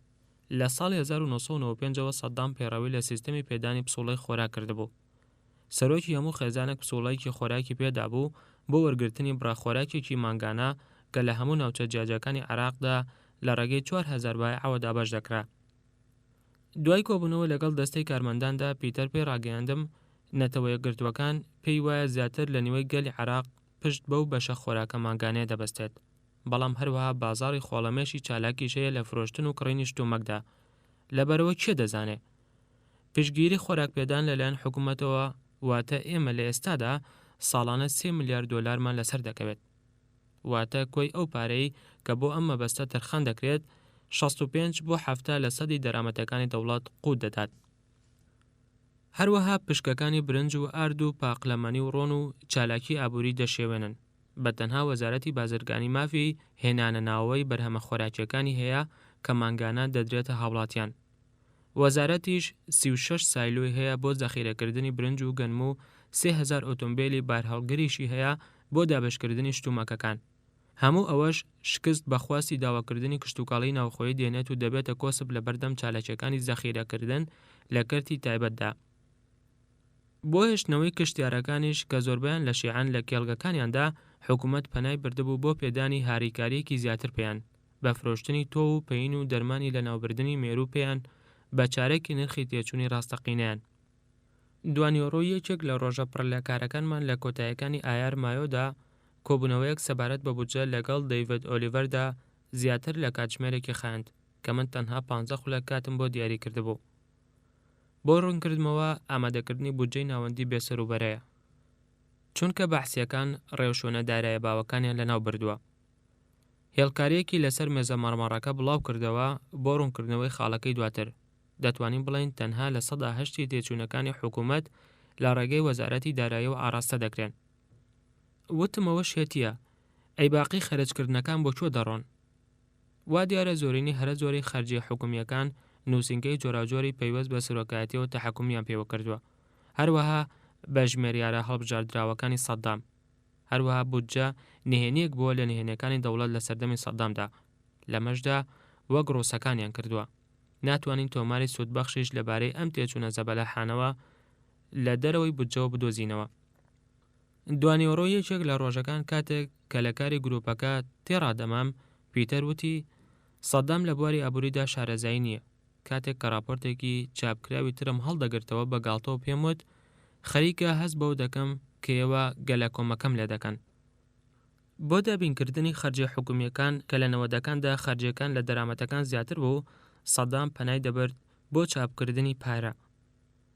لە کۆتایی 2002دا هەڵاوسان گەیشتە سەر و 100,000 ڕێژەی بێکاریش گەیشتە لە 150. ئەو هەڵاوسانە لە ڕادەبەدەرەش گورزێکی توندی وەشاند لە چینەکانی ناوەند و کارمەندە مەدەنیەکان و بە شێوەیەکی دراماتیکیش نرخی دیناری عراقی دابەزی. وتی ئێمە زۆر پێویستمان بەوە هەیە پارە بخینە دەستی عراقی ئاساییەکانەوە بۆ ئەوەی پێچکەی ئابووری بجوڵێنن. ئەو ڕاستی دەکرد، بەڵام پرسیارەکە ئەوەیە چۆن دەتوانین بەو کارە هەستین؟ ئەوە کارێکی ئاڵۆز بوو چونکە توانەکانی دانانی بودجەکان لە وەزارەتە عراقیەکاندا زۆر سنووردار بوو. هیچ سیستەمێکی بانکیش نەبوو بۆ دابشکردنی پارەکان. لەبەرەوە لە سەرەتاوە جەختمان لە کارمەندە حکومیەکان کردەوە، کەسانێک وەگە و کارمەندانەی کە لە نەخۆشخانەی منداڵان کاریان دەکرد. خەمڵاندبان کە نزیکەی 5.1 ملیۆن کارمەندی حکومی هەیە کە لە ناوڕاستی مانگی ئازار مارسەوە موچەیان پێنەدراوە. هەروە ئێمە زۆر پێویستمان بەوە هەبوو کە پارە بگەینینە سەدان هەزار عراقی کە خانەنشین کرابوون و ماوەی چەند بانگێک بوو هیچیان وەرنەگرت بوو. لە کاتێکدا کە پیتەر و هاوڕەکانی لە لێکۆڵینەوە لە مەسەلەکەدا قوڵ دەبوونەوە، سیستەمێکی زۆر بێسەروبەرەی پێدانی موچەی فەرمانبەرە مەدەنیەکانیان دۆزیەوە. هەموو ڕێکخستنێک کە هەبوو لە پلەبەندی موچەکاندا بە درێژایی ساڵان لە ڕێگای تۆڕێک لە ڕێککەوتنەکانی پێدانی تایبەتی هاوتەریب لەگەڵ موچە حکومی فەرمیەکان تێک درابوو. ئەوانش زۆر جار بریتی بوون لە پاداشتەکان لە بەرامبەر ئەنجامدانی کارەکان و هەندێکیشیان پاداش بوون بۆ یارمەتیدانی گەورە بەحسیەکان. هەندێکیشیان بەرتیلی دەمامکدار بوون بە دەمامکی کرێپێدان. ڕێککەوتین لەسەرەوەی ناتوانین موچەکان دوا بخەین هەتا سیستمێکی شیاو بۆ پێدانی کرێکان دادەنین. پێویست بوو لەسەرمان خێرا بکەین، بۆیە داوام لێکردن پلانێکی سادەم بۆ بێنن بۆی بە خێرایی دەست بکرێت بە پێدانی موچەی فەرمانبەرە حکومیەکان. هاوکاتیش لەگەڵ عێراقیەکاندا کار بکەین بۆ دانانی سیستەمێکی ورد و هەستیار بۆ موچەکان. لە 18 ئایار مایۆ ڕەزامەندیم دەربڕی لەسەر پێدانێکی سانەکراو کە پێک هاتبوو لە 4 پلا بۆ ملیۆنان فەرمانبەری مەدەنی. موچەی خانەنشینانیشم بەرز کردەوە بۆ $20 کە پێشتر بڕەموچەیەکیان پێدەدرا بەرامبەر بوو بە $2 ئەمریکی. وتم ئەمە چارەسەرێکی کاتی و ئامادەیە، بەڵام باشترە لەوەی هیچ شتێک نەکەین و ئەو خەڵکەش نەدار و بێپارە و بەتاڵ بن. گۆڕانکاریەکمان کرد لە پلەبەندی موچەکاندا بۆ ئەوەی دوو پلەکەی خوارەوە هەندێک موچەکانیان بەرز بکەینەوە و پلەکانی سەرەوەش کەمێک لە موچەکانیمان کەم کردەوە. بەمەش موچەی مانگانەمان بە تێکڕایی گەیشتە $170 ملیۆن. ئەوەش هانی بەکاربردنە دەدات. هەر لەو ماوەیەشدا بە بەشداری پسپۆرە عێراقیەکان و بیانەکان دەستمان کرد بە لێکۆڵینەوەیەکی پیشەیی خێرا بۆ گەیشتن بە زنجیرەیەکی نوێی فرەپلا بۆ موچەی فەرمانبەران. دەیڤید ئاگاداری کردمەوتی پێدانی موچەکانیش کارێکی ئاسان نابێت. مەسەلەکەش هەر بەو شێوە بوو کە ئەوتی. پێویستمان بە تۆماری فەرمانبەرەکان بوو کە ئەوەش لە هەندێک لە وەزارەتەکاندا زەحمەت بوو دەستکەوتنیان. لە هەندێک لە وەزارەتەکانی تریشدا نەبوو، زۆر بەشیان زیاد کرابوون. پێویستە موچەکان بە پارەی نەخت بدرێن، بەڵام لەبەرەوەی دیناری عراقی کەم بوو ناچار بووین موچەکان بە دۆلاری ئەمریکی بدەین. هاوکات پێویست بوو لەسەرمان ئاسایش بۆ 100 ملیۆن دۆلار دابین بکەین و لە هەموو ناوچەکانی وڵاتدا دابەشی بکەین کە هەندێکیان بەهۆی چالاکی تیرۆریستی و تاوانکارەکانەوە هێشتا نائارام بوون. لە 24 ئایار مایۆدا بە پاسەوانیکردنی هێزەکانی هاوپەیمانان یەکەم موچەماندا بە فەرمانبەرە حکوومیەکان. کۆشەی دواتریشمان بریتی بوو لە چالاکردنی ئابووری کە تاوکردنی ئەو ڕێکەوتنە بوو کە من بوومە میانگیری لەگەڵ نەتەوە یەکگرتوەکاندا بۆ کڕینی بەرهەمی دانەوێڵە. بەکرداریش دەروێنەی گەنم لە باشوور دەستی پێکرد. ئەگەر بە خێرایش دەست بەکار نەبین ئەوە ڕوبەڕووی جوتیارەکان دەبینەوە کە زۆربیان شیعەن. کاتێک لەگەڵ گروپەکەیدا کۆبوومەوە ڕۆبین ڕالف وتی دوایەوەی هەندێک لە پارەکانی عراقمان لا نێتەوەی گرتوەکان ئازاد کرد ئەوە ئێمە ڕاستپاردە دەدەین نرخی 1 تان بۆ 105 دۆلار بەرز بکرێتەوە. پێم وتن با ئەوە ئەنجام بدەین. جارێکی تر کڕینەوە بەو نرخە بواری ئەوەمان دەداتێ 150 ملیۆن دۆلاری تر بخەینە ئابووریەوە و دواتر دەست بکەین بە جۆڵان بەرەو نرخەکانی بازار. لەو ماوەیەدا من بە دوای ڕێگەی تردا دەگەڕام بۆ چالاکردنی ئابووری، بەڵام هەواڵە ئابووری خراپەکان کە دواتر داهاتن لە سیوەکی ئایار مایۆدا ناچاریان کردم سروشتە ئابووریە پارێزکارەکەم خەمەلاوە. داوام لە گروپی ماکفێرسۆن کرد پرۆژەکانی پێدان بەخشین بێنن لە جۆری پرۆژەکانی بەڕێوەبردنی پرۆژەی کارەکان. هێندەی پێنەچوو بە بەهای 100 ملیۆن دۆلار بەرنامەیەکی چالاکردنی گەورەمان ڕاگەیاند لە بەرنامەکانی کارەگشتیە کتوپڕەکاندا. لە هەفتەکانی دواتردا وەزیری ئاودێری بە وەکالەت محەممەد زاری شەبلی و جینستاخیفی گەورە ڕاوێژکاری دەسەڵاتی کاتی ئەو پەیمانان پلانێکیاندانا بۆ سەر لە نوێ سازکردنەوەی سیستەمی کەناڵە ئاویەکان لە ناوچە شیعەکانی باشووردا و فەرهەمکردنی کار بۆ دانیشتوانی ئەو ناوچانە. هەروە بەرنامەکە نیازباشی و پارە لەو شوێنەدا بڵاو دەکاتەوە کە سەربازە مۆڵە دراوە بێکارەکان زۆر پێویستیان پێێتی. ئەوەش لە جۆری ئەو پرۆسە مەدەنیانەیە کە نووسنگەی سەر لە نوێ ئاوەدانکردنەوە و یارمەتیە مرۆیەکان وێنای کردبوو. ئەو تۆڕە جۆگەیانەی کە ڕووباری دیجلە و فراتیان بەیەکەوە دەبەستەوە لە ڕەوشێکی زۆر خراپدا بوون، چونکە سەددام کارکردنی لەو جۆگانەدا قەدەغە کردبوو. ئەمەش وەک یەکێک لەو سزا دەڕەندانە زۆرانەی کە لە ناوەندەکاندا سەپاندبووی بەسەر شیعەکاندا و هێندەی نەبردبوو لیتە پڕی کردبوونەوە. ئەو خاکە لیتەیە بەپیتە زۆربەی گۆڕابوو بۆ بیابان. کاتێکیش سەردانی وەزارەتی ئاودێرین کرد، جین و وەزیر پێیان ڕاگەیاندەم بۆ پاکردنەوەی ئەو جۆگانە بە پاچ و خاکەناس دەتوانن 10,000 پیا و بخەنە کارەوە. جین وتی ئێمە پێویستمان بە تەنها 20 ملیۆن دۆلار هەیە بۆ پێدانی موچە پێیان. هەستم کرد وەزیر هەناسەکانی بەسران. لە سەردەمی سەدەمدا وەزیر داوای پارەی نەدەکرد، بە تایبەتی بۆ بەکارخستنی کرێکارە شیعەکان. وتم هەستە بەو کارە، بەڵام لەکوێ پارەی پێویست پەیدا بکەم. لە کاتی گەڕانەوە بۆ لای ئۆتۆمبیلەکان وەزیر ئاماژەی بۆ 2 قەفەسی ئاسنینی ژەنگاوی کرد کە لە ناو باخەکەدا بوون. ڕوونی کردەوە بۆم وەزیرە بەحسیەکەی پێش من بەرپرسایەخیەکان یان ئەوانەی کە خۆشی پێ نەدەهاتن دەیخستنە ئەو قەفەسەوە. ئەو لای سەددام یەکێک بوو لە کەسە باشەکان. وێنەی بکەن وڵاتێک وەزیری ئاودێریەکەی زیندانی تایبەت بە خۆی هەبێت.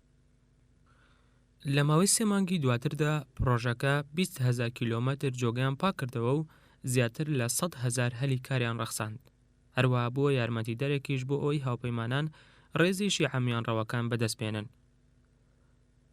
هەروەها پیتەر و ڕاوێژکارە ئابووریەکانی بەرنامەیەکی بەهێزیاندانا بۆ جێڕانەوەی خزمەتگوزاریە بنەڕەتیەکان لە عێراق بەو پەڕی خێراییە کە بکرێت.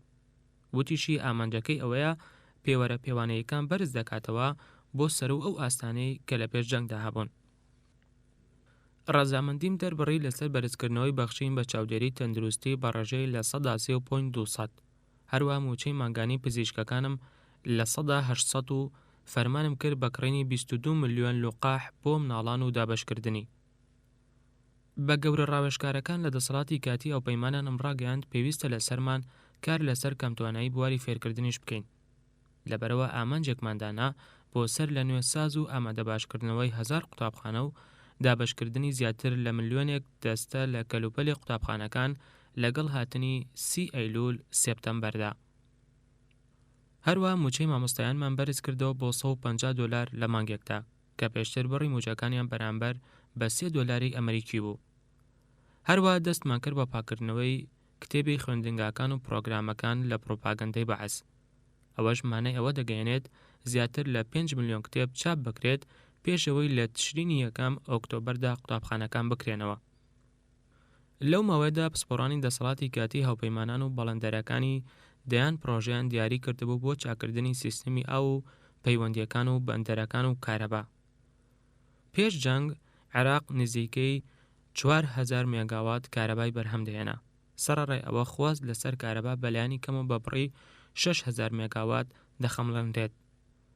سەدام ئەو کورتهێنانەی لە کارەبادا بۆ چەندین ساڵ پەردەپۆش کردبوو، ئەویش بە دزینی وزە لە کەرتەکانی تر بۆ ئەوەی بڕی 16 بۆ 18 کاتژمێر کارەبا ڕۆژانە بداتە شاری بەغداد. لە یەکەم شەویشمدا لە بەغداد زانیم کە هەموو عێراق تەنها بڕی 300 مێگاوات کارەبا بەرهەم دەهێنێت، واتە ئەو بڕی کە شارۆچکەیەکی بچووکی ئەمریکا پێویستی پێیەتی. ڕاوێژکاری کارەبایمان پیتەر جیبسۆن پێشبینی ئەوەی دەکرد لەگەڵ هەندێک چانسدا بتوانین بەهاتنی 4 تەمموز یۆلیۆ بەرهەمی کارەبا بۆ 10 هێندەی ئێستا بەرز بکەینەوە. ڕاستپاردەی ئەوەشیدا بەهاتنی 30 ئەیلول سێپتەمبەر ئامانجی گەیشتن بە ئاستەکانی پێش جەنگ بخەینە پێش چاوی خۆمانەوە.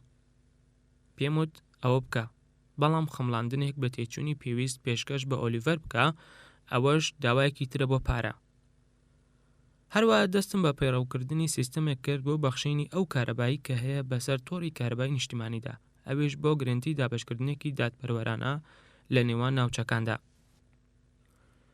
شەوی چوارشەممە 4 حوزەیران یۆنیۆ فڕۆکەی سەرۆکایەتی لە بنکەی عەدیدی ئاسمانی نیشتەوە. بە هاوڕێتی باڵوێزی ئەمریکی مۆرینکۆین گواستمانەوە بۆ فڕۆکەخانەی زەبەلاحی سەربازی. سەرکردەی سەرکردایەتی ناوەند ژەنەڕاڵ تۆمی فرانکس و فەریق جۆن ئەبی زەید و ئەوەی کە دواتر جێی دەگرێتەوە لەگەڵمان گرتبەوە، لەگەڵ ژمارەیەک لە بەرپرسە قەتەڕە گەورەکان لە ڕیزی پێشوازی لای پێژەی فڕۆکەکە وەستاین. گەرمان لێرە لە خواری و کەندا و هاوشێوەی گەرمایە لە بەغداد. 6 هاوشێوەی گەرماوێکی هەڵمیە. لە ڕێگەدا لە دۆحەی پایتەختەوە ناتوانیت سەرنج لەو دەوڵەمەندی ئاشکرای ئەم میرنشینە دەوڵەمەندە بەنەوت نەدەیت. کۆشکە مەرمەڕەسپیەکان وەک کێلی گۆڕەکان لە بیاباندا پەرش و بڵاو بووبوونەوە. لە نێوان هەر ئۆتۆمبیلێک و یەکێکی تردا ئۆتۆمبیلێکی BMW یان ڕۆڵز ڕۆیس دیار بوو. نزیکەی 160,000 قەتەڕەی و 700,000 خەڵکی بیانی لەم وڵاتەدا دەژین. ئەوانیان لە باشووری ئاسیاوە هاتوون کارە سوکەکان دەکەن. فەڵەستینی و میسرەکانیش بە بازرگانیەوە خەریکن. ئەوروپیەکانیش کێڵگەکانی نەوت و کەرتی بانکی بەڕێوە دەبن و سەرپەرشتی جوڵەی فڕۆکەکان دەکەن. بەهۆی ئەو یەدەگەمەزنەی گاز لە وڵاتدا زۆربەی قەتەڕەکان ناچار نابن کار بکەن. ئەم شێوازەش لە کەنداودا ڕەنگە دووبارە بێتەوە و بەرز و نزم کات. ئەوەشم بۆ دەرکەوت عێراقیەکان لە هەموو گروپە ڕەگەزی و ئاینەکان زیاتر ئارامگر و بەهێز و خۆراگرن. لەگەڵەوەشدا ئەو قەتەڕیانەی کە لە کۆبنەوەکانی سەرلەبانی ئەو ڕۆژەدا بینی من هەڵوێستێکی خۆبەزلزانیان نیشاندا لە بەرامبەر زۆرینەی عێراقیەکاندا کە شیعەن، کە بە جوتیاری لادەر و گومڕا دەهێندەنن. کاتێکیش ئاماژەم کرد بۆ ڕوونی چینێکی پیشەوەری شیعە لە عێراقدا بە عەبا هاوینە نەرمەکانیانەوە گومان و دڵەڕاوچێ گرتنیەوە. بیرم لەوە کردەوە عێراقی ئازاد بە گەلە تێگەیشت و شکۆدارەکەیەوە ڕۆژێک لە ڕۆژان یارمەتی دەردەبێت لە گۆڕینی ناوچەکەدا. سەرۆک بۆش لەسەر پەژی فڕۆکەکە دابەزی کە لە کۆبنەوەی کیلووتکە لە عەقەبە لەسەر دەریای سوور گەڕابەوە. لە ڕۆحێکی معنەوی بەرز و شیاودا دەرکەوت کاتێک ڕێگەکەی دەبڕی لە بەردەم ڕیزی پێشوازی کەرەکاندا. باڵی گرتم وتی بریمەر کارەکان چۆن بەڕێوە دەچن؟ وەرە لەگەڵمان بۆ میوانخانە و هەندێک جگەرە بکێشە. کۆڵم پاوڵ و کۆندۆلیزا ڕایس شوێن سەرۆک کەوتن بۆ لای ئۆتۆمبیلە کلادیلاکە ڕووپۆشە تایبەتەکەی و منیش گەڕامەوە بۆ لای ئۆتۆمبیلەکەی باڵۆزخانە لە دواوەی کاروانی ئۆتۆمبیلەکانەوە. ویستم سوار ئۆتۆمبیلەکە بم، یەکێکی لە یاریدەدەرەکانی سەرۆک بەرەولام ڕای کردووتی بەڕێزم سەرۆک دەیەوێت لەگەڵ خۆیدا سوار بیت. دەبوو لەو گەرماتوندەدا بە درێژایی کاروانی ئۆتۆمبیلەکان بە خێرایی بڕۆم. لەسەر کورسێکی تاک لە بەرامبەر سەرۆکدا دانیشتم. کۆندۆلیزا ڕایسیش لەسەر کورسێکی تر بە تەنیشتمەوە بوو. وەزیری دەرەوەش لەسەر کورسێک بە تەنیشت سەرۆکەوە دانیشت. من و سەرۆک وتوێژێکی گەرم و خێرا قوڵمان کرد لەو کاتەدا کە ئۆتۆمبیلەکان و ماتۆڕەکان بە خێرایی بەرەو میوەخانەی ریتس کارلتۆن لەسەر کۆڕنیشی دۆحەی نەخشاوی ڕەنگاوڕەنگ. وتم با لە ئاسایشەوە دەست پێ بکەین. ڕەوشەکە لە بەغداد بەرەو باشی دەڕوات، بەڵام هێشتا ڕوبەڕووی هەندێک گیرۆگرفت دەبینەوە. تندوتیژی لە سێ سەرچاوە دێت: تاڵانچیەکان و بەعسیە دەمارگیریەکان، گیانبەخشەکانی سەدام و هەواڵگرە نیمچە سەربازیەکان. لەوانەشە هەروەها ئێرانیەکان ڕۆڵ لەو ڕەوشەدا بگێڕن. سەرۆک پرسی ئێڕاوبووچوونی عێراقیەکان لەوەدا چییە؟ بەپێی وتوێژەکانم لەگەڵ سەرۆکۆزە شیعەکانی باشوور و ئەوانی تریشیان نانەوێت ئەو کەسانی لە ئێرانن یاری بە ڕەوشی عێراق بکەن. ئەی ڕەوشی ئاسایش لە ناوچەکانی تری وڵات چۆنە؟ کاری زۆرمان هەیە ئەنجامی بدەین لە ناوچەی خۆراوە و باکووری بەغداد، شوێنی سونەکان، زۆرێکیان لە زەرمەندا ئازاد چەشتوەکان. هەندێک راپۆرتیشم لایە لەبارەی توندڕاوەکانەوە لە ناوچەی دوورگەی عەرەبیەوە دێن بۆ ناوچەکە. ئەمەیان شتێکی کتۆپڕ بوو بە نیسبەت ئەوانی ترەوە. ئەوەشم وت کە دوو فێرقەی تەواو لە پاسەوانانی کۆمارەی نەبوخۆست نەسر و عەدنان لە باکووری بەغداد سەنگەریان گرتبوو بۆ ڕوبەڕبوونەوەی هەر هێرشێکی پێشبینی کراوی فێرقەی چواردەی پیادەی ئەمریکی کە لە باکوورەوە بەنێو تورکیا دادێن. ئەمەش ئەو هێرشە بوو کە ئەنجام نەدرا، چونکە تورکەکان ڕێگەیان بەو هێزانە نەدا بەناو وڵاتەکەیاندا تێپەڕبن. زرێپۆشەکانی دوژمن بۆمباران کران، بەڵام زۆربەی هێزە عێراقیەکان لە ناو گوندە سونیەکاندا پەرش و بڵاو بوونەتەوە، وەک تکریت و سامەڕا و فەلوجە و بەغداد. پێویستە لەسەرمان کۆششی زیاتر بکەین بۆ ئەوەی دوایان بکەوین. بۆش پرسی ڕەوشی عێراق بەگشتی چۆن دەبینیت؟ وەڵام دایەوە جەنابی سەرۆک، من گەشببینم، لەبەر دوو هۆ گەشببینم. یەکەم لە عێراقدا دەرامەتێکی نایب هەیە، بڕێکی زۆر لە ئاوی زەوی بەپیت هەیە، وێڕای ئەو یەدەگەنە و تێزە بەلاحەش. عێراقیەکانیش گەلێکی کارامە و چالاکن. هەروە چیرۆکی سەردانەکەم بۆ پاڵاو گەنەوتەکانی دۆرە بۆ جێڕایەوە. ئەوە شموت لە بەرامبەردا زۆر زەحمەتە بتوانین بڕی ئەو تێکشکانە دەرونەی گەلی عێراق بزانین. ئەمە داڕمانێکی زیاتر دراماتیکیە بۆ هەر ڕژێمێک لە ماوەی چەندەیەکدا. سەدام فەرمانڕەواتی عێراقی گرتە دەست بۆ ماوەیەک کە نزیکەی 3 هێندەی ئەو ماوەیە بوو کە هیتلەر تیادا فەرمانڕەوایی کرد. زۆربەی عێراقیەکانیش ئەزموونی بیرکردنەوەی ئازادانەیان نەبینیوە. ئەوان خەریکە درێک بە چەمک و مەفهومی ئازادی ناکەن، بەڵام ئەوان دەیانەوێت ئەوەی کە پێویستە بکرێت پێیان ڕابکەینین. پرسیاری لێکردم ئایا دەتوانن وڵاتێکی ئازاد بەڕێوەبەرن؟ هەندێک لە سەرکردە سونەکانی ناوچەکە گومانی لەوە هەیە.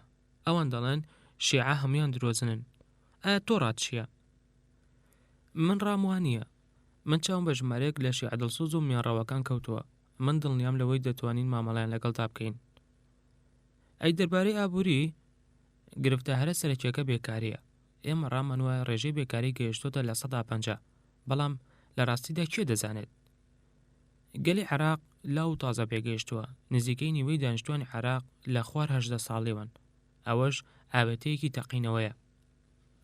ڕوونم کردەوە لە عێراقدا ئابوورێکی ستالینی هەیە کە بەدەست خەوشێکی وەزیفیەوە دەناڵێنێت. پێویستە لەسەرمان چالاکی بەرەمیان بدۆزینەوە کە هەلی کار بڕەخسێنێت. بە سەرۆکیشم ڕاگەیان من دەمەوێت بەرنامەی کارە کتۆپڕایەکانت پێڕابگەێنم لەم هەفتەیەدا. پێویستیشە لە ماوەیەکی درێژدا یارمەتی عێراقیەکان بدەین لە گۆڕینی پیشەسازیە سەربازیەکان بۆ پرۆژەی مەدەنی. گومانیشی تێدانە گەندەڵیش مەترسێکی گەورە پێک دێنێت. وتی راپۆرتێکم خوێندەوە کە 150,000 خانەنشین هەیە موشەکانیان وەرنەگرتووە. لە واقعدا ژمارەکە زۆر لەوە زیاترە، جەنابی سەرۆک، بەڵام ئێمە کار دەکەین لەسەرەوەی موچەکانیان پێ بدەین.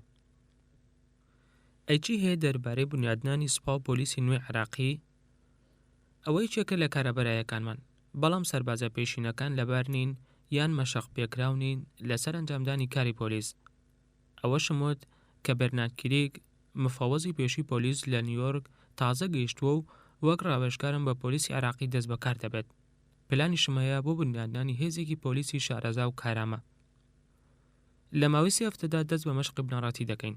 وتیشم کەتیبەی یەکەمی سوپای عێراقی پێک دێنین.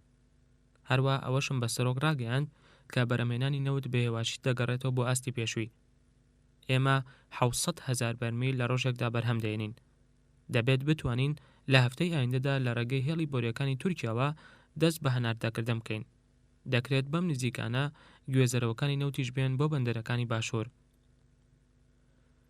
کاروانی ئۆتۆمبیلەکان لە وێستگەی خواروی میوانخانەی ریتس کارلتۆندا لە نێوان کیسی خۆڵ و خاشاکەکان و حاویەکاندا وەستان. سەرۆک بە گاڵتەوتی لەگەڵمدا بمێنەرەوە بەشی خوارەوەی باشترین میوانخانەکانی جیهان دەبینیت. لە بەیانی دواتردا لەسەر خوانی نانی بەیانی لای سەرۆک ژەنەڕاڵ فرانکس راپۆرتێکی پخۆتکراوی پێشکەش کرد لەبارەی گرفتامنیەکان لە باکوور و خۆراوەی بەختات. پاولو ڕایس و ئاندی کارت گەورە فەرمانبەری کۆشکی سپی لە دەوری مێزێکی لاکێشەی لەگەڵمان کۆبوونەوە. فرانکس وتی جەنابی سەرۆک، هەروەک لە بەردەم ڕامسفێڵدی وەزیردا پێداگریم کرد پێویستە لەسەرمان ئاستی هێزەکانمان هەر بەو شێوەی ئێستا بهێڵینەوە بۆ ئەوی پێداویستیەکانمان پڕ بکاتەوە. بە بەکارهێنانی نەخشەیەک ئاماژەی کرد بۆ چەند ناوچەیەک لە باشوور کاتیایدا هێزێکی نوێی هاوپەیمانان نیشتەجێ کراون بە قەباری فێرقەیەک دەبن و لەژێر سەرکردایەتی پۆڵۆنیدا و ڕاگەزی تریش لە خۆ دەگرێت. وتم جەنابی سەرۆک، من پسپۆڕێکی سەربازی نیم، بەڵام پێم وایە پێویستە لە سەرمان وریابین لە خەمڵاندنی بەهای هێزە ئەمریکیەکاندا. ئامانجی ئێمە دوورکەوتنەوەی لە هەر ئاڵۆزبوونێک لە تێکڕایی توانە جەنگاوەریەکانماندا. وا دیارە هێزەکانی پەیمانی وارشۆی پێشوو لەسەر کاغاز باشن، بەڵام وەک هێزە ئەمریکی و بەریتانیەکان مەشق پێکراو نین. ئەوەی گرنگە بە پلەی یەکەم ئەوەیە پارێزگاری لە هێزێکی پێویست بکەین بۆ مامەڵەکردن لەگەڵ هەر دوژمنەیەک لە عێراقی نوێدا. من بیرم لە بەعسێ پەشیمان نەبەوەکان و جیهادی ئیسلامیەکان و ئێرانی هەوانتەخۆرەکان دەکردەوە. وتم هێشتا ڕووبەڕووی هەندێک جەنگی تون دەبینەوە، بە تایبەتی لە ناوچەی ناوەڕاستی بەغدا و باکووری. دوێنێ لە کەتیبەی 82 لە مەفرەزێک لە شاری فەلوجا سەربازێکمان لەدەستدا. پاولی وەزیر لە زۆربەی کاتی گفتوگۆکاندا بە بێتەنگی مایەوە و لە بیرکردنەوەدا ڕۆچوو بوو. ماوەی 3 ساڵێکە یەکتری دەناسین و ڕێز لە یەکتری دەکرین. لەو کاتەوە کە ئەو سەرۆکی سوپای پێنجەمە ئەمریکا بوو لە ئەوروپا لە ماوەی جەنگی ساردا و منیش باڵوێزی ئەمریکی بووم لە هۆڵەندا. ئێستا وتی هەندێک گریمانە جێری. با گریمانی حاڵەتی نمونەی بکەین لە ماوەی چەند مانگی کەمی ئایندەدا و ئێمە حکوومەتێکی نوێنەرایەتیمان دەستکەوت لە عێراق کە زۆرینەی لە شیعەیە. ئایا شەریعەتی ئیسلامی جێبەجێ دەکرێت وەک ئەوەی لە نێجیریا و پاکستاندا هەیە؟ وتم جەنابی وەزیر، من دەزانم دەکرێت بە تەنیشت یاسای ئالمانی خۆرە ئاواییەوە شەریعەت بوونی هەبێت وەک ئەوەی لە قەتەر هەیە، مادەم شەریعەت لە چوارچەوەی مەسەلە خێزانیەکاندا بمێنێتەوە. کۆڵم پرسیاری کرد سیناریۆی باشترین حاڵەت کەلات بێت بۆ ساڵی ئایندە چییە؟ وتم دەکرێت لە ماوەی ساڵێکدا دەستور دابڕێژین و هەڵبژاردننی تا ڕادەیەک دیموکراسی ئەنجام بدەین، بەڵام سەرکەوتن لەو چوارچەوە زەمانەدا زۆر زەحمەتە. کۆندۆلیزا ڕایس تێبینیەکانی دەنووسی. ئایا دەکرێت لە هەڵبژاردنەکانی عێراقدا پێگەی دەنگدانی هەبێت کە پێویستی حیزبەکان بەدی بهێنن بۆ ئەوەی لە پەرلەماندا نوێنەرایەتیان هەبێت وەک ئەوەی لە هەندێک وڵاتانی ئەوروپی وەک ئەڵمانیادا هەیە؟ ئەوە بیری لە ڕێگاکانی خۆلادان لە دابەشبوونی پەرلەمانی عێراقی دەکردەوە بۆ چەند دەستێکی کینەلەیەک و ڕکابەر. وتم بە دڵنیاییەوە خوازیاری ئەوەین، ئەوە لە شێوازەکانی چاکردنی هەلی گەیشتنە بە ژینگەیەکی ڕامیاری جێگیر. سەرۆک پێشەوەی بڕوات ئاگاداری کردمەوە لەوەی سڵاوی بە سەربازانی ساڵحیە بگەێنم. کاتێک کە دوانیۆڕۆی ئەو ڕۆژە فڕۆکەکەم لە بەغدا نیشتەوە بە خێرای ڕۆیشتم بۆ ئامادەبوون لە زنجیرەیەک لە کۆبوونەوەکان لەگەڵ گروپی ئابووری سەبارەت بە سەرهەڵدانی قەیرانی دینار. وشەی قەیرانیش دەستەواژەیەکی زۆر بەهێز نەبوو، وێڕای زۆر بەکارهێنانی لە بارگەی سەرکردایەتی دەسەڵاتی کاتی هاوپەیمانان. سەرەڕای ئەوەی سەدام بە شێوەیەکی هەڕەمەکی هێستا بوو بە لە چاپدانی پارە، هێشتا هێندە پارە نەبوو کە پێداویستەکانی وڵات پڕ بکاتەوە. گرفتی هاوپەیمانان ئەو بوو کە ئێمە خەرجیەکانی حکوومەتی عێراقی دەدەین، واتە چەند سەد ملیۆن دینارێک لە مانگێکدا.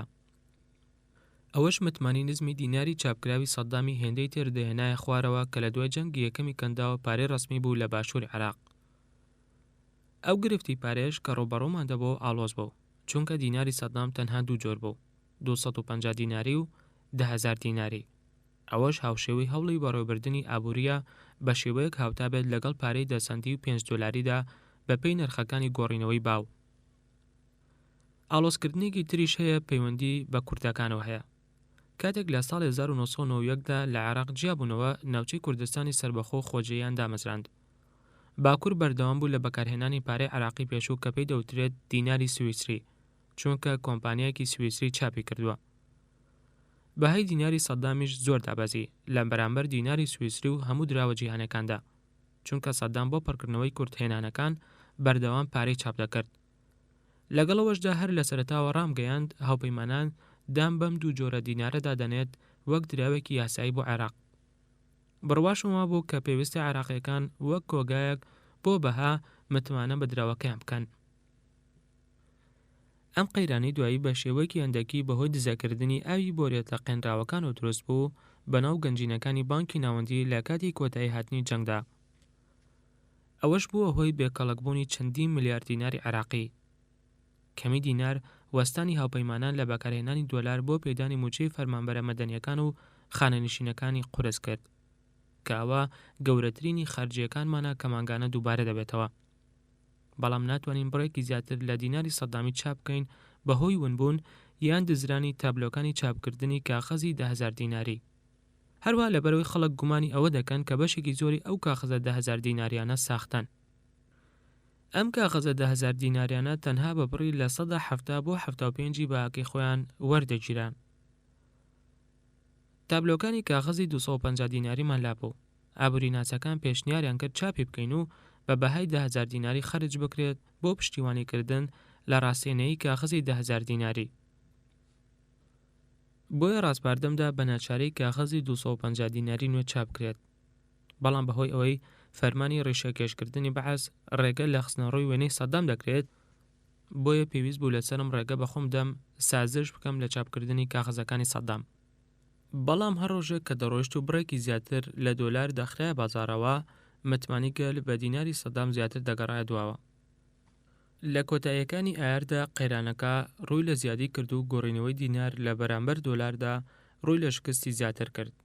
گومانی تیادانەیە هۆکاری ئەو ڕەوشە دەگەڕێتەوە بۆ ئەوانە کە یاریان بە دراو دەکرد، هەروە بۆ ئاسانی ساختەکردنی کاغەزی 10,000 دیناری سەدامی.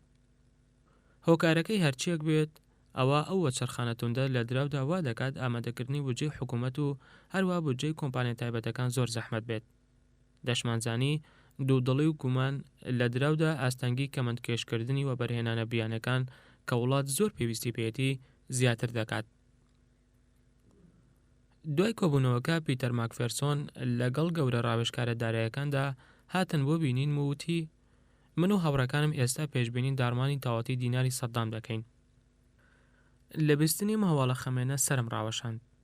دراوی عێراقی کە بەهای نییە دوهەمین شتە کە پێویستمان پێێتی، ئەوەش دەرەنجامێکی کۆمەڵاتی و ڕامێری گەورەی دەبێت، چونکە ئەوەی ماوەتەوە لە پاشەکەوتی میلیۆنان عێراقی دەیسڕێتەوە. پیتەر وتیشی داڕمانەکەش بە شێوەیەکی فەرمی بە دۆلارکردنی ئابووری دەسەپێنێت. وەڵام دای وتم ئەوە وەک کارەساتێک دەبێت.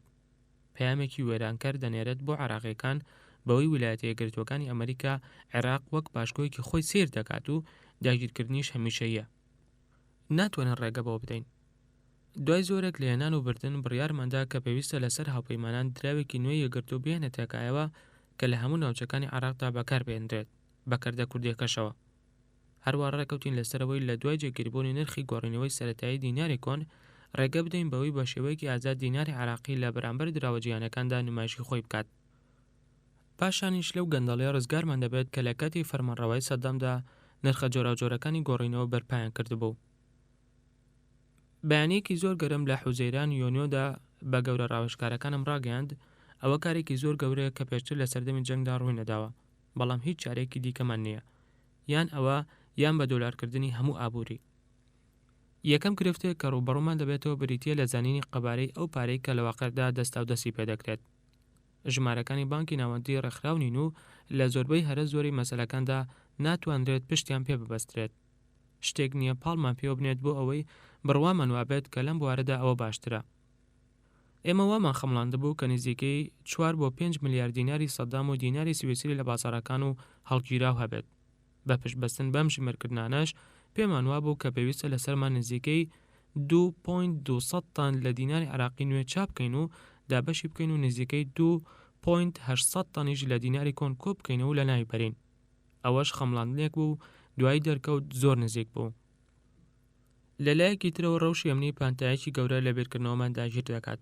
لەم کاتەدا دوای تێپەڕبوونی مانگێک بەسەر هاتنمدا بۆ عێراق، هێرشەکان بۆ سەر هێزەکانی هاوپەیمانان بە چەکی بچووک و هەتا ئەربیجی وێرە ئەوە ناوبەناو لە شوێنە جیاوازەکاندا بوو، بەڵام بەردەوام لە هەڵکشاندا بوو. پێش داگیرکردن سەدام دەیان هەزار تاوانکاری ئاسایی و کەسانی پیاوکوژ و دز و دەست درێژیکاری بەرەڵا کردبوو. چەتە چەکدارەکان لە شەقامەکاندا کێشە و گرفتیان دەنایەوە. لە کاتی دابەشکردنی دیناری نوێژدا هێرشە تاوانکاریەکان بۆ سەر بانکەکان ڕوو لە زیادی دەکەن. ئەمەش ئەو تەحەدایە کە لە کاتی گۆڕینەوەی دراوەکاندا ڕۆبەڕوویان دەبینەوە. بە گەورە فەرمانبەرەکانم ڕاگەیاند بە هەموو پێوەرەکان ئەمە ئەرکێکی قورسە. عێراق سیستەمێکی بانکی چالاکی نییە، هەروە خزمەتگوزارەکانی تەلەفۆن و ڕێگاکان خراپن، ئاسایش خراپترە. هەروەک چۆن پێویستە لە سەرمان بەنهێنی پلان دابنین بۆ خۆلادان لە تەنگ و چەڵەمەی زیاتر لە دراودا. ماکفێرسن دەستی بۆ توێژی نهێنی کرد لەگەڵ ژمارەیەک لە کۆمپانیای چاپکردن سەبارەت بە تێچوونی چاپکردنی دراوی نوێ و مێژووی وەرگرتنی. پێی ڕاگەیاندین کە بەلایانی کەمەوە 3 مانگی پێدەچێت لەو کاتەوە کە بڕیارەکە وەردەگیرێت تا دەستکردن بە وەرگرتنی دراوە نوێیەکە. هیچ ڕۆژێکیش لە بەردەمماندا نەبوو بۆ ئەوەی لە کیسی بدەین. وتم بە ماکفێرسن با بەو کارە هەستین. لە 21 حوزەیران یۆنۆدا بە یاوەری شاندێکی عێراقی سواری فڕۆکەیەکی 330 بووم لە فڕۆکەخانەی بەغداوە لە گەشتێکدا بۆ عەمان کە 90 خولەکی خایاند بۆ ئامادەبوون لە کۆڕی ئابووری گیانیدا. هەروەک شەوی پێشوو لە ئیمێڵە ئەلکترۆنیەکەمدا بۆ کچەکەم وتم ئەم ڕووداوە کۆبوونەوەیکی گەورەیە، هەموو سیاسیەکان و پیاوانی کار پێکەوە بە شێوەیەکی جددی و بەوردی بیر لە مەسەلەکان دەکەنەوە. لە عەمان کۆڵم پاولیش بووە یاوەرم لە کۆبوونەوەیکی تایبەتدا لەگەڵ شا عەبدوڵڵای دووەم لە نووسینگە تایبەتەکەی خۆیدا. ژوورەکە ڕازێنرا بووە بە نمونەی تانکەکان و دیوارەکانیش چەندین ڕیز لە چەک و شمشێر و خەنجەریان نمایش دەکرد. ئەوە ڕنگدانەوەی پیشە پێشوەکەی بوو وەک سەرکردەی هێزە تایبەتەکان. پادشاوتی جەنابی وەزیر، جەنابی پاڵوێز، من زۆر باەخ دەدەم بە چۆنێتی ئەو یارمەتیدانەی کە دەکرێت ئوردن لە کاروبارە ئەمنیەکاندا پێشکەشتانی بکات.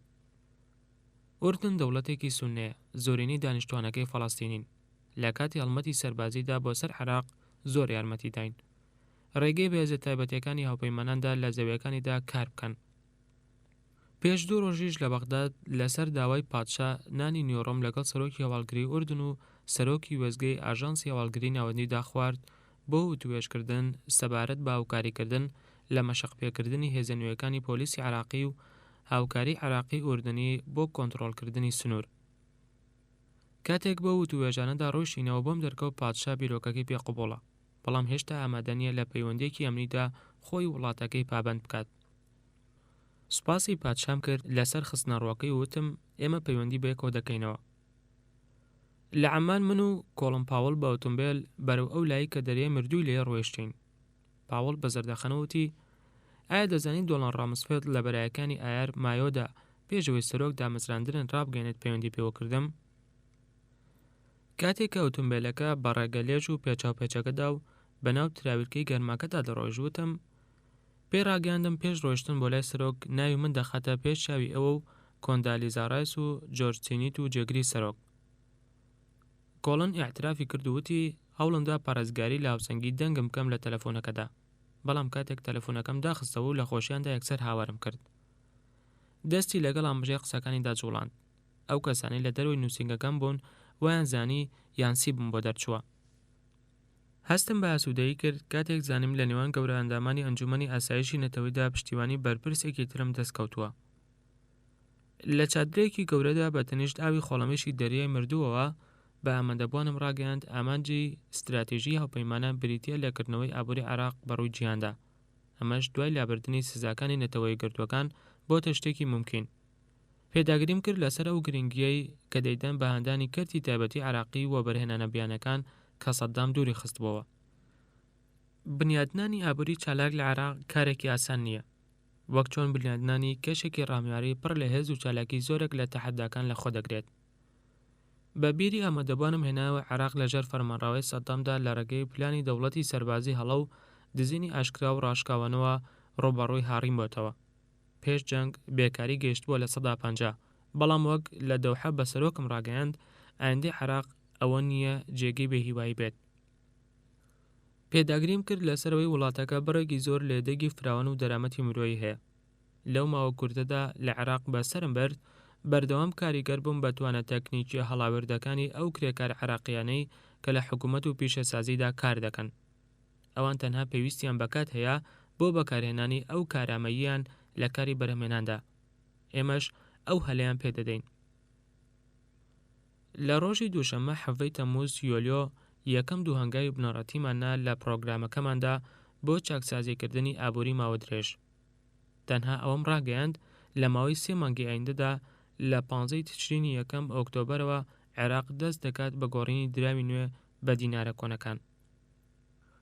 هەروەها یاسایەکم وەرکردووە بۆ بنیادنانی یەکەم بانکی ناوەندی عێراقی سەربەخۆ. ئەوەش دامەزراوەیەکی هاوشێوەی بانکی یەدەگی فیدراڵی ئەمریکیە و ئامڕازێکی ئابووری گرنگە لە هەر وڵاتێکی نوێدا کە سەقامگیری تیادا بێت.